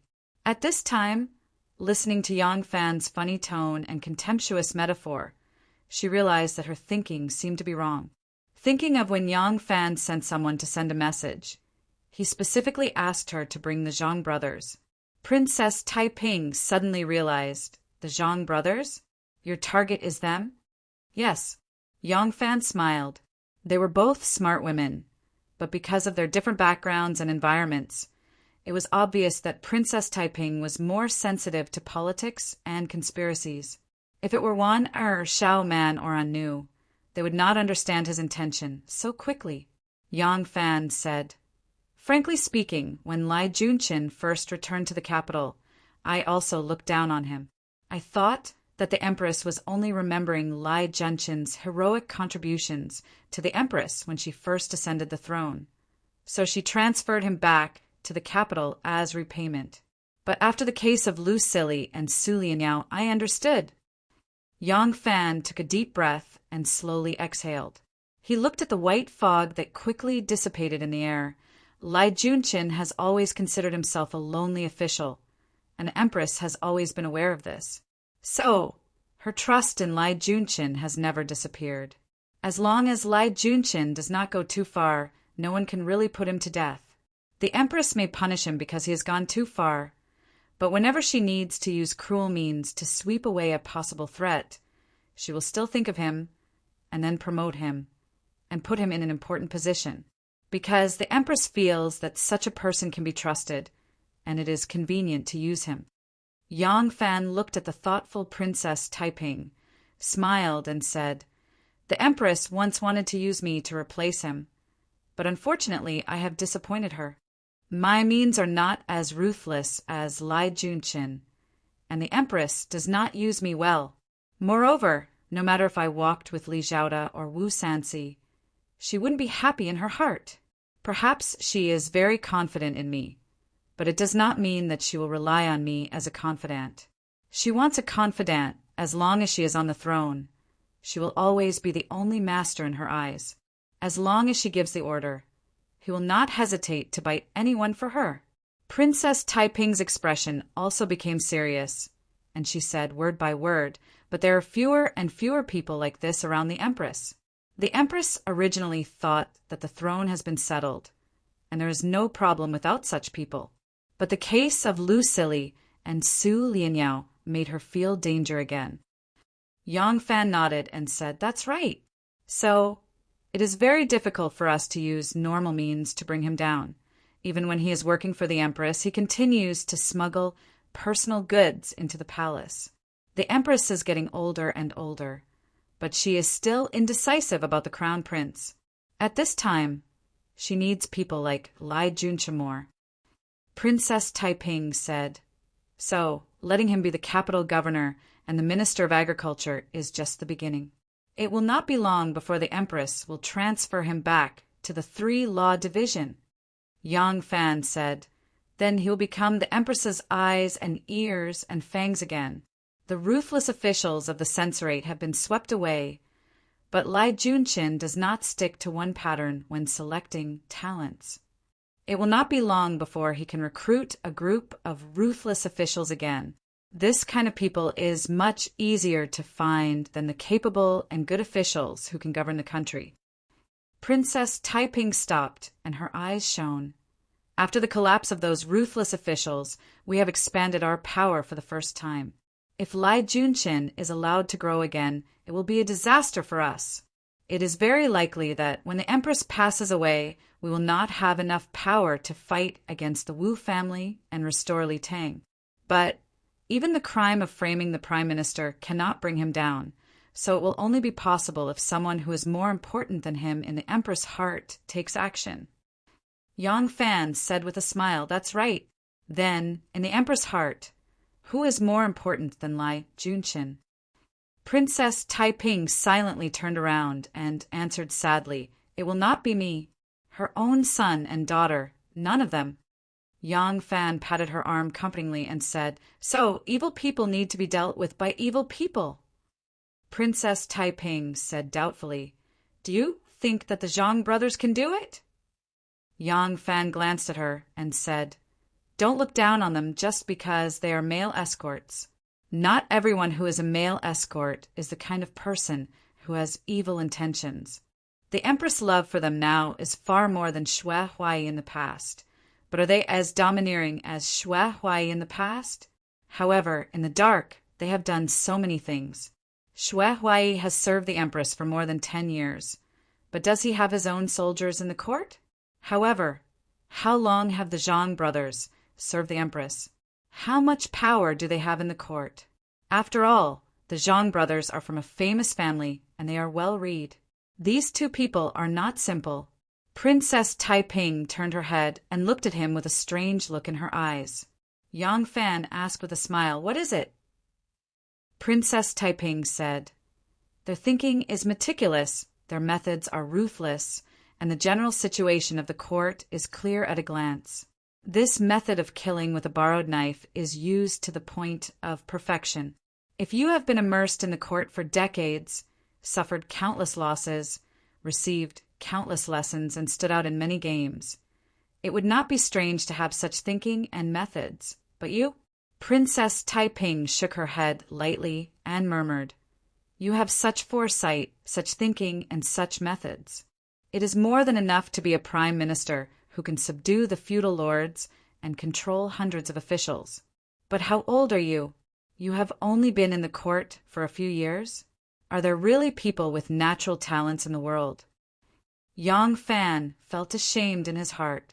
If this princess knew that he was the master of the succession hall that was jointly established by the 7 largest aristocratic families in the world, if she knew that the most important department under him was not those Jianghu people recruited from the 3 mountains and 5 peaks, not those rich merchants who secretly controlled the economic lifelines of the world, and not those officials who had infiltrated all levels of the court, but the Sky Observation Department, she would not have said so.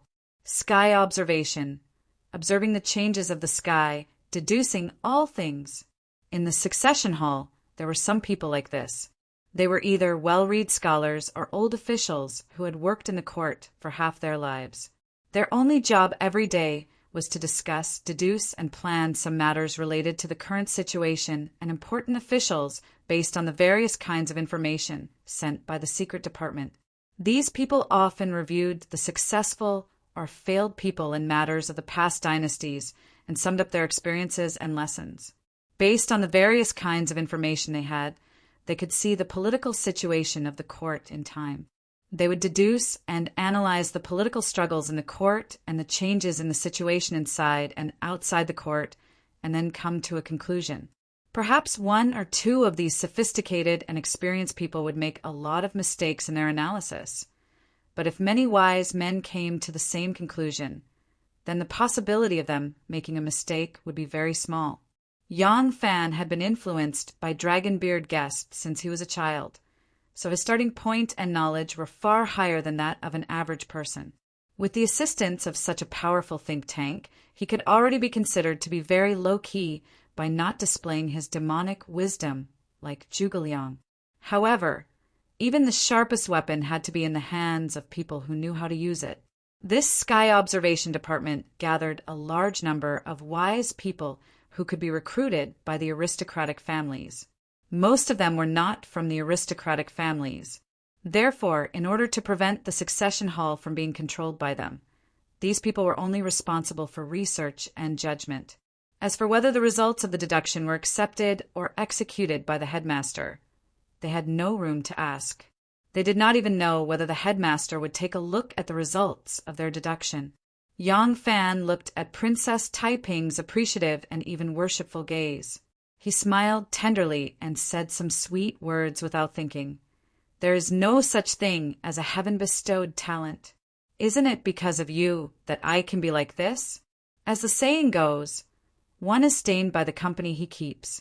After being with you for a long time, I have unconsciously become smarter. Princess Taiping giggled. Although she was still curious why Yang Fan's analysis of the plan was so shrewd, she knew that he didn't want to say it, so she didn't ask further. Well, listening to what you said, what you did today, is it for me, for our Li family? Yang Fan said with a smile, That's right. I have painstakingly worked so hard for your highness. Why would your highness thank me?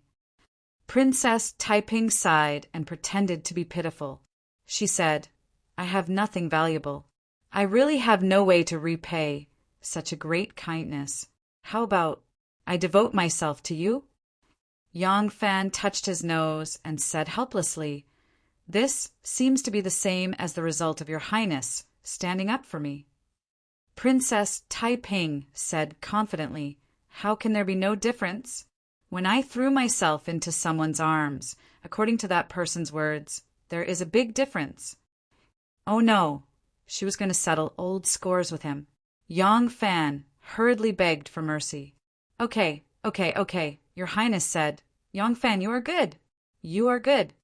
A strange scream like the cry of an ape suddenly sounded, interrupting Yang Fan's words. Yang Fan and Princess Taiping suddenly raised their heads and saw Lai Junchen was standing on a hillside. His clothes were untidy. He did not even wear his headscarf. His hair was disheveled. He was stamping with rage while pointing at Lai Junchen and shouting, Yang Fan, you are really something. Haha, I will follow your surname. From now on, I will follow your surname. Ouch. Lai Junchen was jumping happily on the hillside like a god when he suddenly slipped and sat down on the snowy ground. He slid down the hillside and screamed even louder, "Help! Yang, you and I can't live under the same sky. Help!" Yang Fan covered his eyes with his hand and gazed into the distance until Lai Junshin's figure disappeared behind a hill. Only then did he heave a sigh of relief and mumbled, "I'm not being paranoid. I really feel that he's a little abnormal." Chapter 676. A few more people appeared on the hillside. They were Huzelluo, Huangfu Zhangbei, and Lai Junshin's Sinong Temple subordinates. They used their hands to form a loudspeaker and shouted towards the foot of the hill, "Lai Shaoqing! Qing! Qing!" Ming Shi and Li Jun, the two Minister of Agriculture, were so anxious that they turned around in circles. Wei Suizhong stretched out his hand and pushed the small officials down the hill. "Quickly go and see how Lai Shaoqing is doing." Seeing this, Ming Shi and Li Jun did not wait for Wei Suizhong to push the people down. They hurriedly sat down clumsily and slid down the hill with their butts arching. In the valley at the foot of the hill, a long and mournful howl like a wolf's howl came from afar. "Yang Fan, you and I swear to be irreconcilable." Li, Princess Taiping smiled and said, "It seems that Lai Junshin hates you more than he hates the Zhang brothers." Yang Fan smiled and said, "What does that matter? As long as the Zhang brothers think that he is hateful, it's fine." Princess Taiping said, "Do you think that they will become enemies because of this?" Yang Fan said, "Did you not see Lai Junshin's sorry state? Both sides have already made their moves. With the Zhang brothers' arrogance and Lai Junshin's vengeful nature, their enmity will be settled." Princess Taiping said, "I don't think so. Now it seems that the Zhang brothers have the upper hand, so they may not necessarily hate Lai Junshin. Although Lai Junshin is narrow-minded, he is not an idiot. The Zhang brothers' position in the court is like the sun in the sky. Lai Junshin may make a move in his shame and anger, but after he sobers up, he may not dare to provoke the Zhang brothers again." Yang Fan smiled and said, "That is not a problem. I only need to think of a way to make the Zhang brothers feel that Lai Junshin has already set his sights on them. That will be enough." Princess Taiping glanced at him and said, "Don't forget that the one he hates the most is you. Don't fall before he falls." Yang Fan said indifferently, "Even without today's matter, he still hates me to the bone. Right now, I am a dead pig that is not afraid of boiling water. Anyway, he didn't manage to kill me the first time, so it'll be hard for him to do it again." On the hillside, Zhang Tongxiu, Zhang Changqi, Cui Shi, Gao Jian, and the rest rushed over. They heard that Lai Junshin was extremely angry and lost his footing and slipped down the mountain. They could not help but look at each other in astonishment. Then they heard indistinctly the sounds of cursing coming from the valley below the mountain. They knew that Lai Junshin was not dead. Moreover, he was cursing with full strength. They were relieved and laughed out loud. Zhang Tongxiu and the others laughed as they welcomed Duke Taiping, their expressions filled with pride. In Yang Fan's expectations, there would definitely be a quarrel between the two sides. A quarrel would be enough. Even if Lai Junshin could maintain his rationality and swallow his anger, he would not wait for an opportunity to retaliate against the Zhang brothers. He would also think of a way to make the Zhang brothers feel that Lai Junshin had already become a big threat to them. Then he would take the initiative to eliminate Lai Junshin. But Yang Fan did not expect that the two sides would develop to such an intense degree. Lai Junshin actually dared to fight with the Zhang brothers. Even Yang Fan somewhat admired Lai Junshin's courage. "Lai Junshin, you are really a man." In fact, Lai Junshin was very clear that the status of him and the Zhang brothers in the eyes of the emperor was different. One was the emperor's favorite concubine, the other was the emperor's watchdog. The difference in status could not be mentioned in the same breath. So when Zhang Tongxiu and the others came to his door and used rude words to drive him away from the mountain, he did not want to fight. Although he had already talked big in front of Yang Fan, he really did not plan on fighting with the Zhang brothers. even though the Zhang brothers had immediately chased them out like dogs after they went up the mountain, and he had just taken off his robes and happily soaked in the hot spring pool. He hadn't even had time to wet his hair, so he was truly in a sorry state. He looked at the contemptuous and hateful expressions of the Zhang brothers and only fantasized for a moment in his heart. He fantasized that he would fiercely rush up and punch the Zhang brothers' incessant and ridiculing mouths. He would beat the noses of these lowly bastards who relied on their brothers to serve an old woman in bed and make their noses bleed. Just thinking about it like this made Lai Junchin secretly happy. In the end, when he thought of this scene, his hand swung out. He couldn't hold back. Ever since Lai Junchin was banished to Tongzhou, his originally hidden and not very obvious mental abnormalities began to grow stronger. His emotions of joy, anger, sorrow, and joy were often uncontrollable. He never thought that he was sick. In that era, no one defined the state as madness. He just thought that he had always been loyal and devoted to the emperor. Receiving such unfair treatment, his heart was angry and difficult to quell, so his emotions were a bit abnormal. No matter what, this time his outburst was not at the right time. When his fist swung out, he realized something was wrong. In his shock, his fist sank. He didn't hit Zhang Changyi's mouth, but his chest. Zhang Tongxiu and the others never thought that Lai Junchin would be so arrogant. They had already reported their identities and clearly stated that they were invited by the princess to the Dragon Gate hot spring. Lai Junchin, whose status was not as noble as theirs and who originally did not have the right to enjoy this royal hot spring, actually dared to attack them. The enraged Zhang Tongxiu and his brothers immediately fought back. 3 against 1, they beat Lai Junchin into a sorry state. This Lai Junchin was also a lowly person. The more he was beaten, the clearer his mind became and his madness stopped acting up. He didn't believe it was such a coincidence that when he came to the Dragon Gate, Princess Taiping and the Zhang family's disciples also came. Not to mention that Princess Taiping and Yang Fan's scandal was known to everyone. He was sure that all of this was planned by Yang Fan. So Lai Junchin endured the humiliation and didn't fight back. He ran all the way out of the Spring Palace where he stayed. He angrily cursed at Yang Fan. In the end, he lost his footing and slipped down the hill. When Zhang Tongxiu and the others went to Princess Taiping, the 2 maids had already returned to her side and held her arms. Zhang Tongxiu and the others went to Princess Taiping's side and proudly cupped their hands, saying, "Your Highness, fortunately we didn't disappoint you. Lai Junchin, that disgusting thing, has been driven away. Your Highness, please go up the mountain." Princess Taiping sighed and said, "After all, Lai Junchin is a high-ranking official of the imperial court.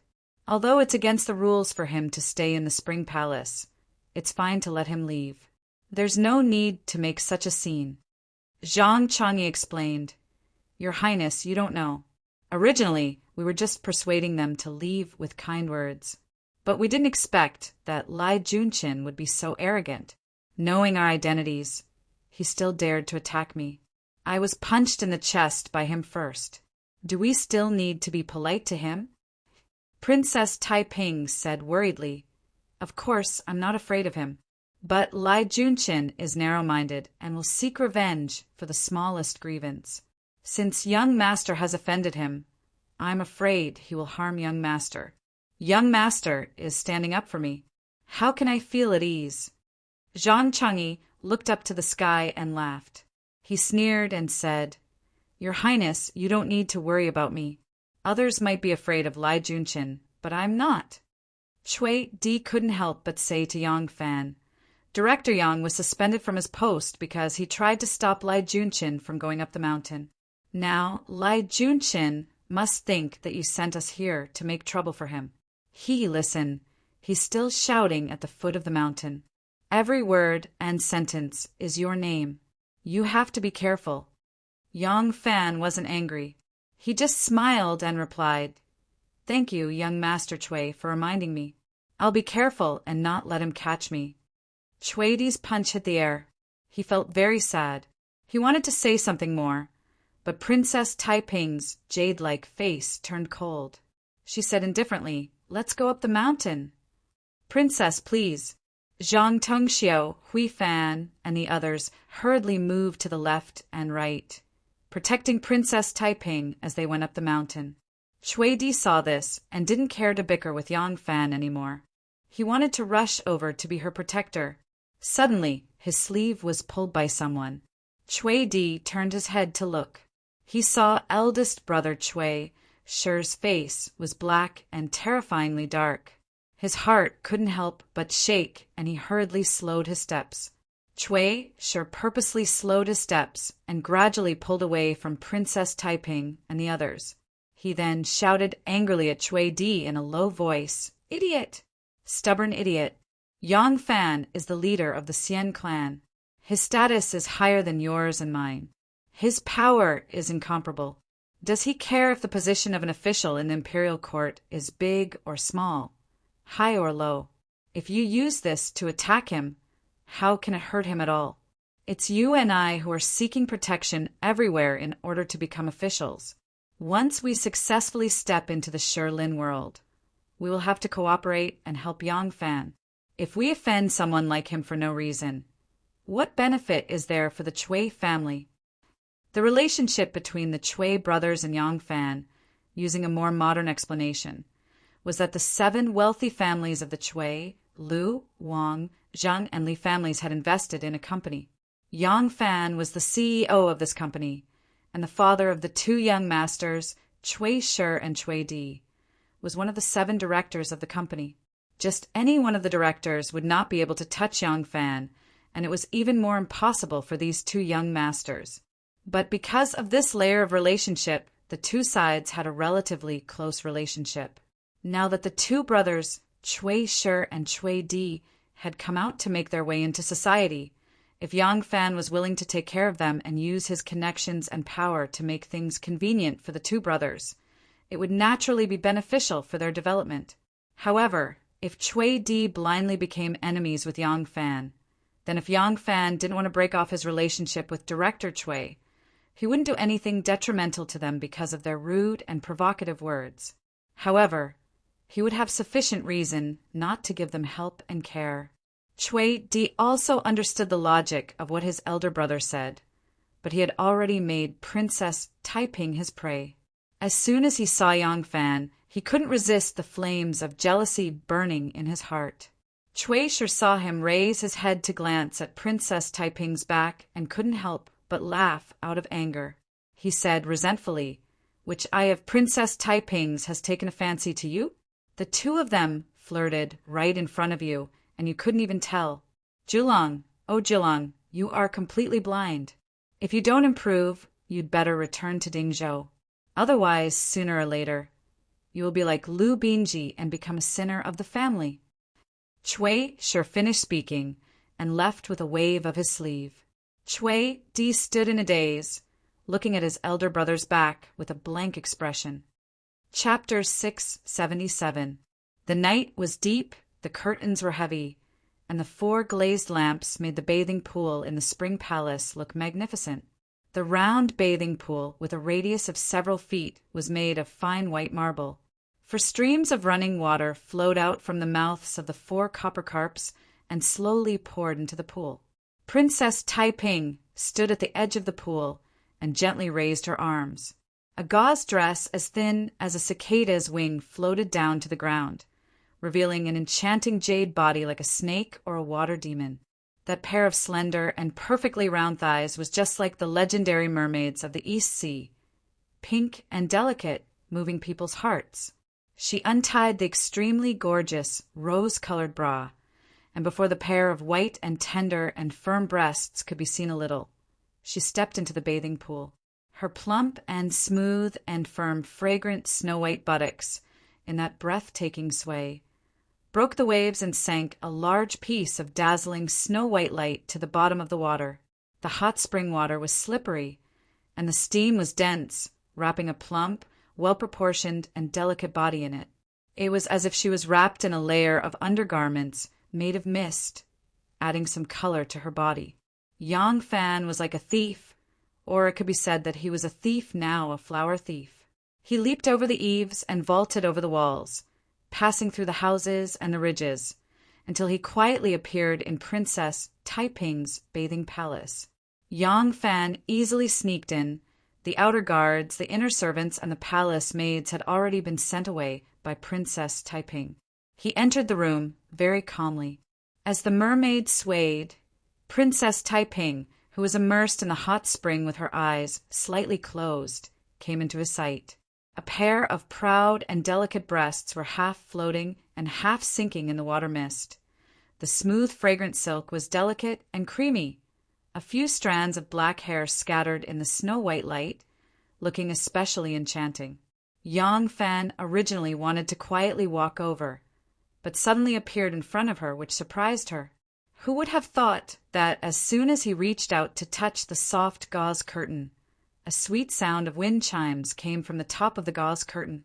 Yang Fan couldn't help but stop and smiled bitterly. Hearing the bell, Princess Taiping suddenly opened her bright and beautiful eyes. When she saw the familiar figure in the curtain under the light, a bright and happy smile appeared on her face, but her voice revealed a coquettish tone. Humph! Why are you acting so sneakily? Could it be a thief? Yang Fan held back his laughter and replied in all seriousness, I'm not a thief. I'm here to accept a challenge. Princess Taiping's pretty face turned red, and her voice became somewhat vague. What battle? Yang Fan walked forward slowly and pushed aside the curtains. He said leisurely, This morning, I fought with a madman with the surname Lai. This afternoon, I fought with a young boy with the surname Chui. As for now, Princess Taiping sat up a little straighter, and her face became redder, but her eyes became brighter and brighter, brighter than the stars in the winter sky. Now, who are you going to fight? Yang Fan pushed aside the curtains, and along with the sweet sound of wind chimes, he drove away the layers of mist on the spring. He saw the beauty bathing in the water. As Princess Taiping sat up straight, a pair of snow-white and plump breasts proudly leaped out of the water. Looking at the two bright red spots at the tips, Yang Fan swallowed his saliva subconsciously and murmured with a sigh, Water of calamity! Very quickly, a strong and masculine male body leaped into the mist-shrouded calamity with a poo-poo sound in a meditation room in Qianxi Temple. Lai Junchin was wrapped in white strips of cloth, lying on the bed like a mummy. Huzalo, Huangfu Zhangbei, and the others surrounded a brazier in front of him. There was no wine or meat in the temple, and Huangpu Zhang did not bring the wine and meat that he had brought with him out of the temple in a hurry. Therefore, the few of them only ate some porridge and flatbread, and held the most humble barbecued tail banquet in history. One of Lai Junchin's legs was propped on a stone pillow, and his upper body was leaning on a pile of bedding. He gritted his teeth and cursed, but the others did not make a sound, and their faces were a little dirty. Lai Junchin's injuries weren't serious. It was just that when he rolled down the mountain and passed by some protruding rocks and shrubs, he was scratched in many places. His injuries weren't serious, but there were a lot of wounds. The leg he used to prop himself up knocked heavily against a large rock. His thigh swelled up, but it wasn't fractured. Wei Suizhong did not know medicine, but seeing that Lai Junchin's body was full of injuries and looked scary, he wrapped him up like a dumpling. Lai Junchin cursed for a long time. He was originally a ruffian, and usually remembered that his status was different now, so he often played the role of a gentleman and pretended to be polite. But now his politeness has long been swept away, and he was not afraid of the people around him, so he had no scruples and cursed viciously and crudely. But after Lai Junchin cursed for a long time, other than Wei Suizhong, no one made a sound.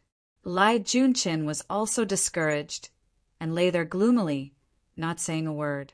Wei Suizhong picked up a few more pieces of charcoal and put them into the brazier. He watched as the fire grew stronger, and the red light reflected on their faces.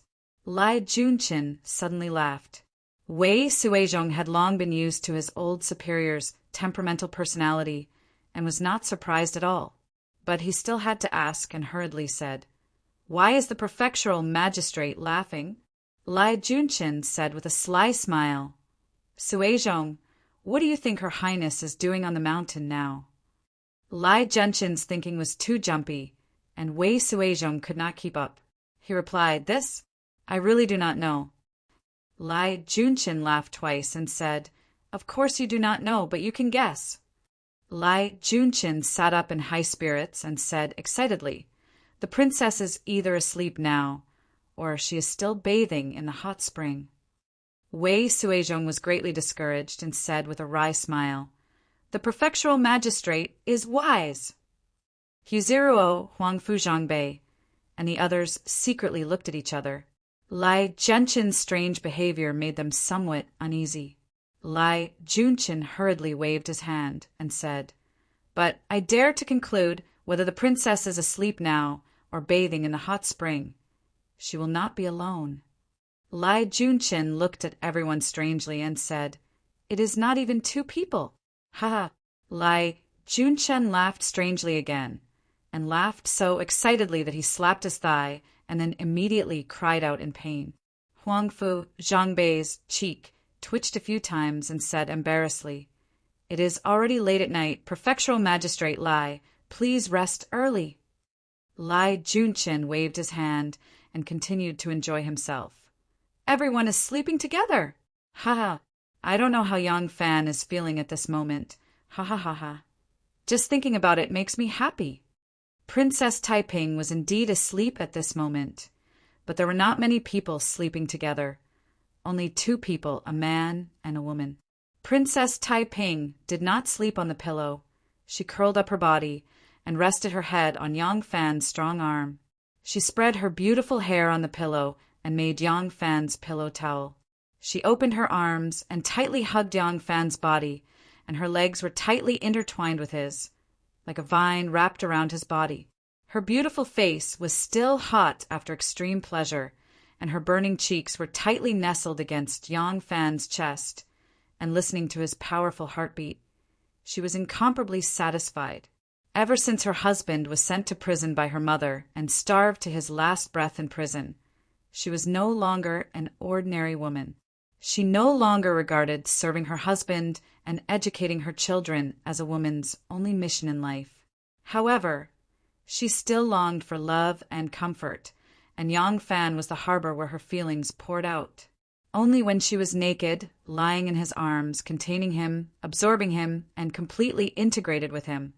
She was not a princess, not a wife, not a mother, not a politician who was determined to restore Li Tang's power.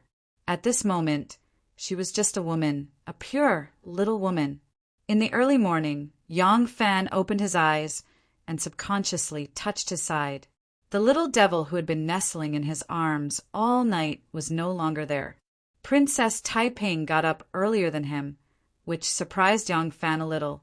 A smart woman only wanted to show her most beautiful side to the man she loved.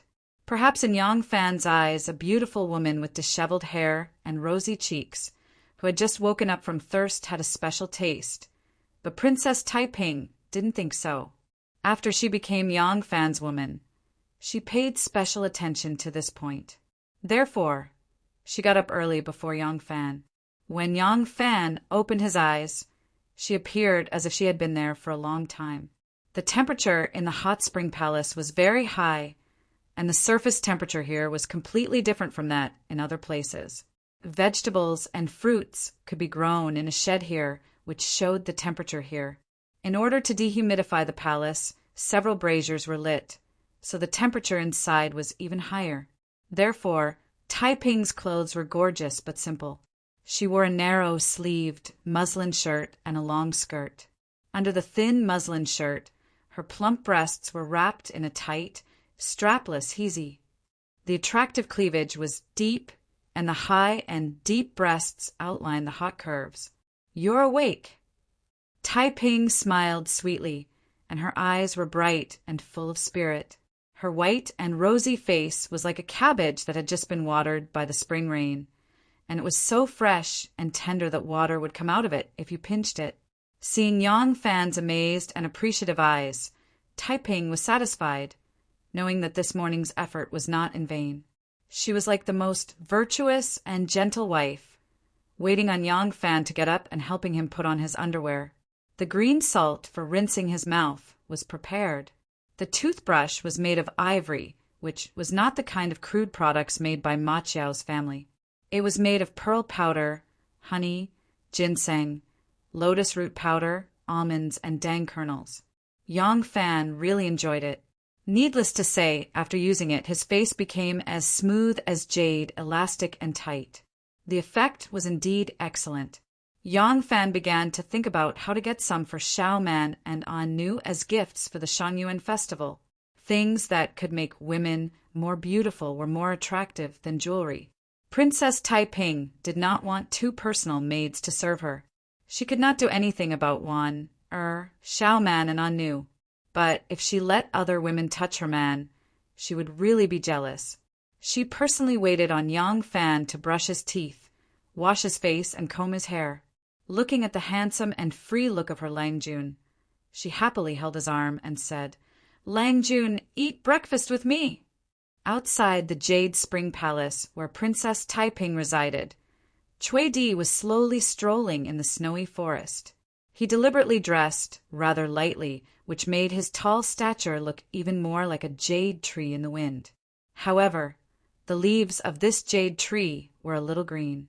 He thought about his eldest brother's words for half a night, and finally came to a conclusion. Eldest brother probably has a little interest in the princess, so he wants me to quit. He had to fight for the opportunity himself. So far, the princess really did not pay much attention to him. That was because there were too many excellent men around Her Highness.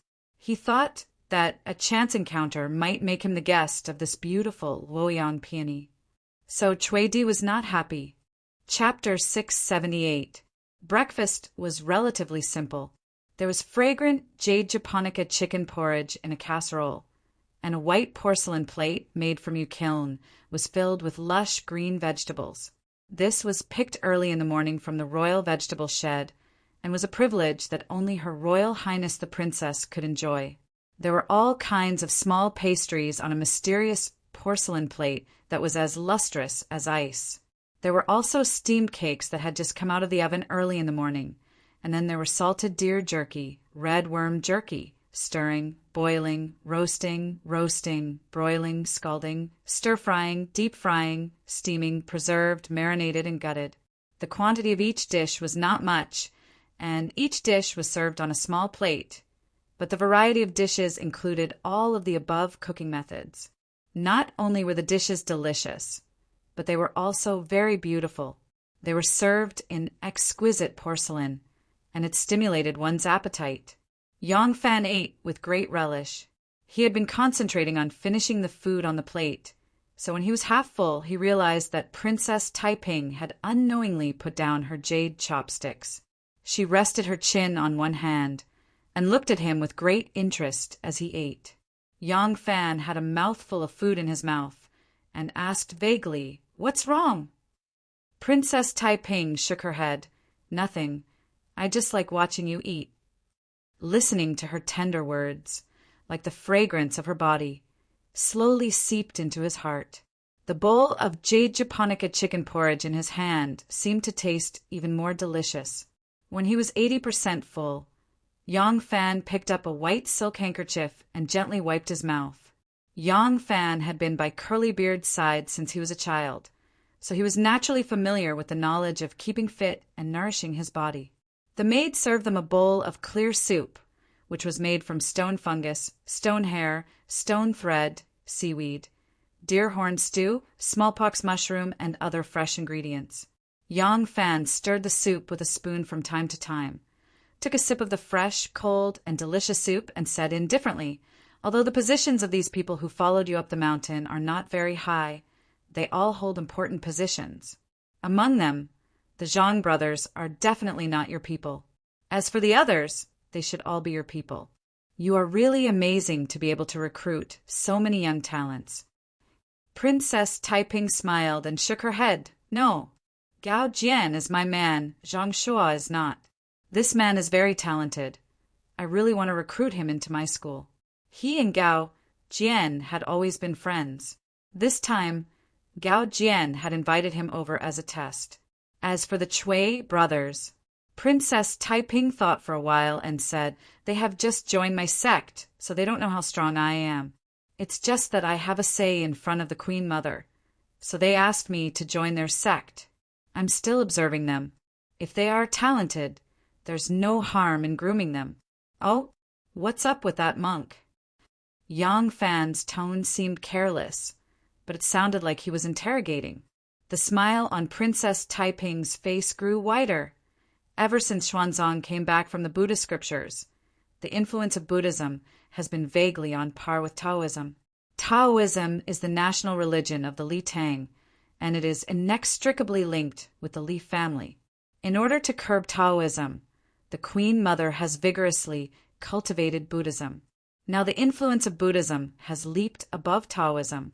Hui Fan has a very high position in Buddhism. If I can get his support at a critical moment, there will be a large number of believers on my side. These believers are not all common people. Among them, there are officials, generals, and soldiers. Is it not worth making friends with such people? After Princess Taiping finished speaking, she glanced at Yang Fan with a faint smile and said, "I have told you everything. Do you have any more questions?" Yang Fan touched his nose and said sourly, "It sounds like it has nothing to do with personal matters. But why do I see people approaching you not to be your disciple, but to worship under your skirt?" Princess Taiping raised her eyebrows and said proudly, "Of course. I am a beauty. How can I be afraid that no one admires me?" Yang Fan said, "That's right, that's right.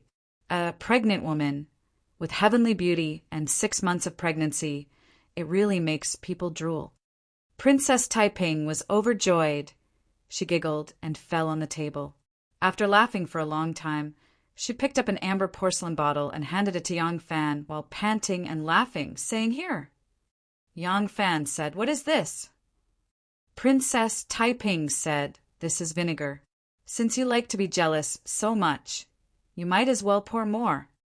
Yang Fan's handsome face tensed up. After a while, he could not help but burst out laughing. While chatting and laughing, they finished a bowl of 10-mile soup. The maid took away the food and brought up a plate of sliced cucumbers. Originally, Princess Taiping was the Empress's most beloved daughter, so he was not afraid that he would not be able to repay her for plucking 2 golden peaches. However, the golden peach tree that was carefully tended to did not bear many fruits this year. It was estimated that the number of ripe peaches that could be offered to the Empress during the Shangyuan festival would be very few. Moreover, Yang Fan had stolen the peaches and plucked a few for his wife and children to taste. Shui Tangqing dared not offer the princess any more. The cucumbers were already cut and stuck with toothpicks. Princess Taiping picked up a piece and stuffed it into her mouth.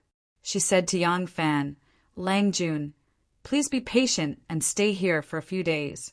Just treat it as a self-cultivation. You don't have to worry too much about Lai Junshin. I will inform Tang Xiaoxiao and ask her to take care of you. As for Lai Junshin, he did not dare to involve you in Lu Silly's case this time, so he can't do anything to you for a while. Before he returns to the 3-law division, he does not have many ways to deal with you." Yang Fan said, "My future is not urgent. The most important thing for you now is to consolidate and expand the benefits we have gained in the court and the southern border. In 3 years at most, help the officials who are loyal to Li Tang to consolidate their positions. At the same time, gradually transfer some important people to the central and key positions." Princess Taiping said, "I know. This matter can only be done slowly and cannot be rushed. However, the Empress has always kept a close eye on the military power. Not to mention the Northern Yamen. Even the Southern Yamen has little military power in the hands of the Prime Minister. Almost all the generals are surnamed Wu. It is as difficult as ascending to heaven to put someone in there, and it is easy to arouse the Empress's vigilance." As she spoke, her beautiful eyebrows slightly knitted. she said worriedly. "But once the future changes, I am afraid it will not work if there are no soldiers." Yang Fan's eyes suddenly brightened.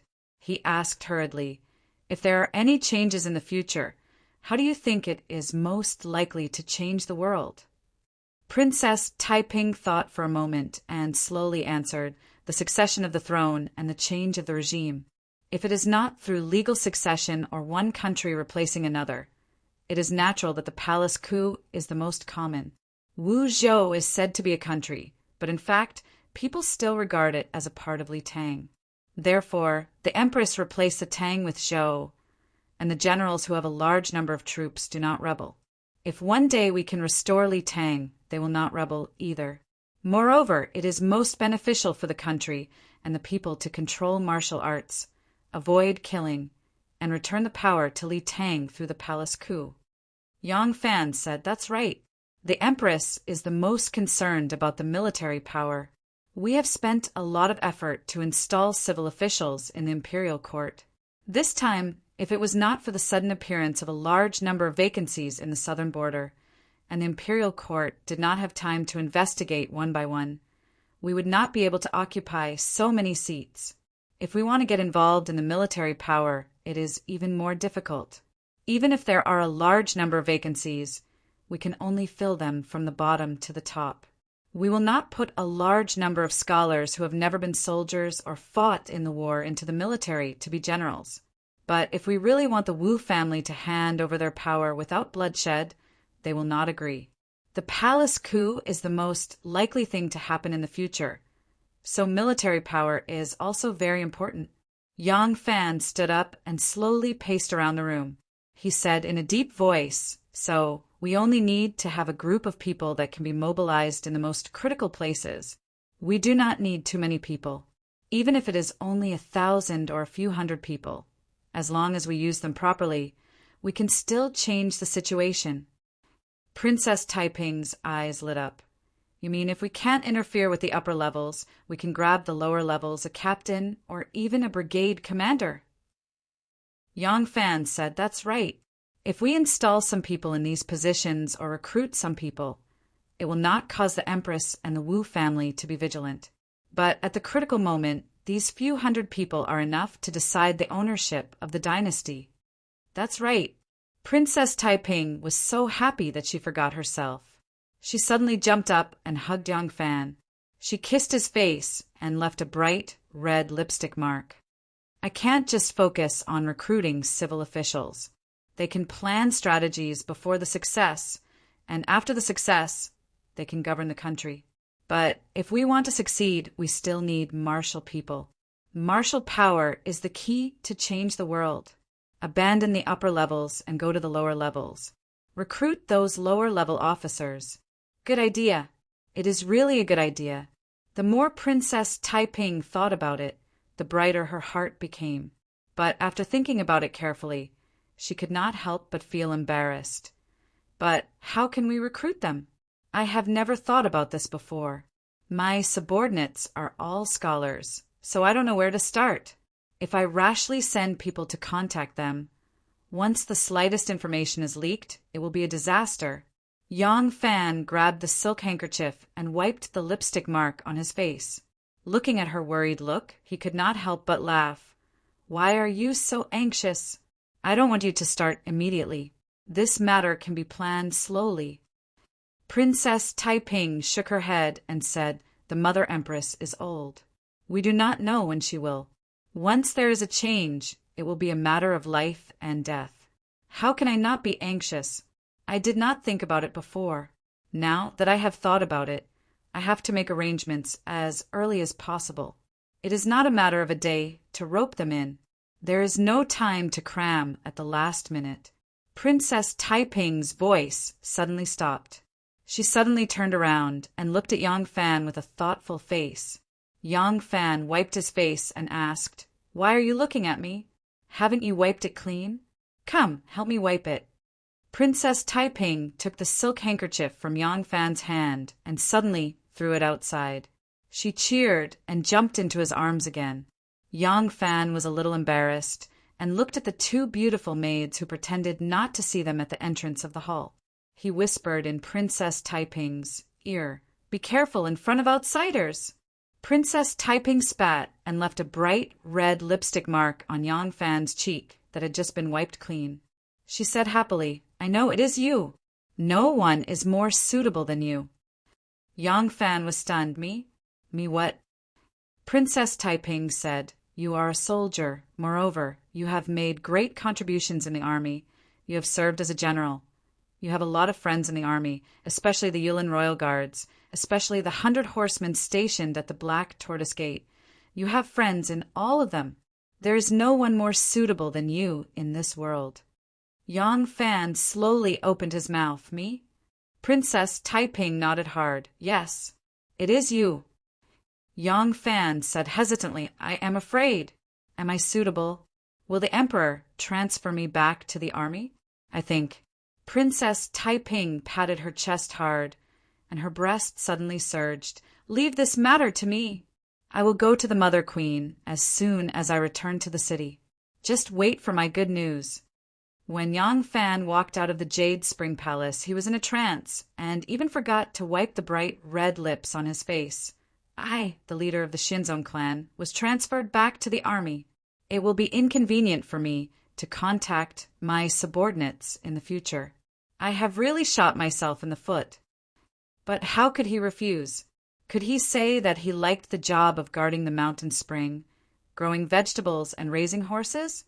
In the forest, Chui Di held a tall pine tree and looked at Yang Fan, who walked out of the Jade Spring Palace in a daze. He walked out from inside, early in the morning, and he walked out from the Princess Palace. Then last night, young Master Chui's heart was broken. On top of the pine tree, a cute little squirrel stretched out its claws and tried its best to pull. Under its unremitting efforts, the big pine that weighed 4 to 5 kilograms finally fell from the sky like a ripe melon falling off a stalk of pedicel. Bang! Young Master Chui did not say anything and smashed into the snow. The pine cone made a big hole next to his hand and sank into the snow. The little squirrel squatted on the treetop and stared at the spot where the pine cone landed with its big round eyes. It then looked at the human's snow-covered palm and wagged its tail indignantly before running away.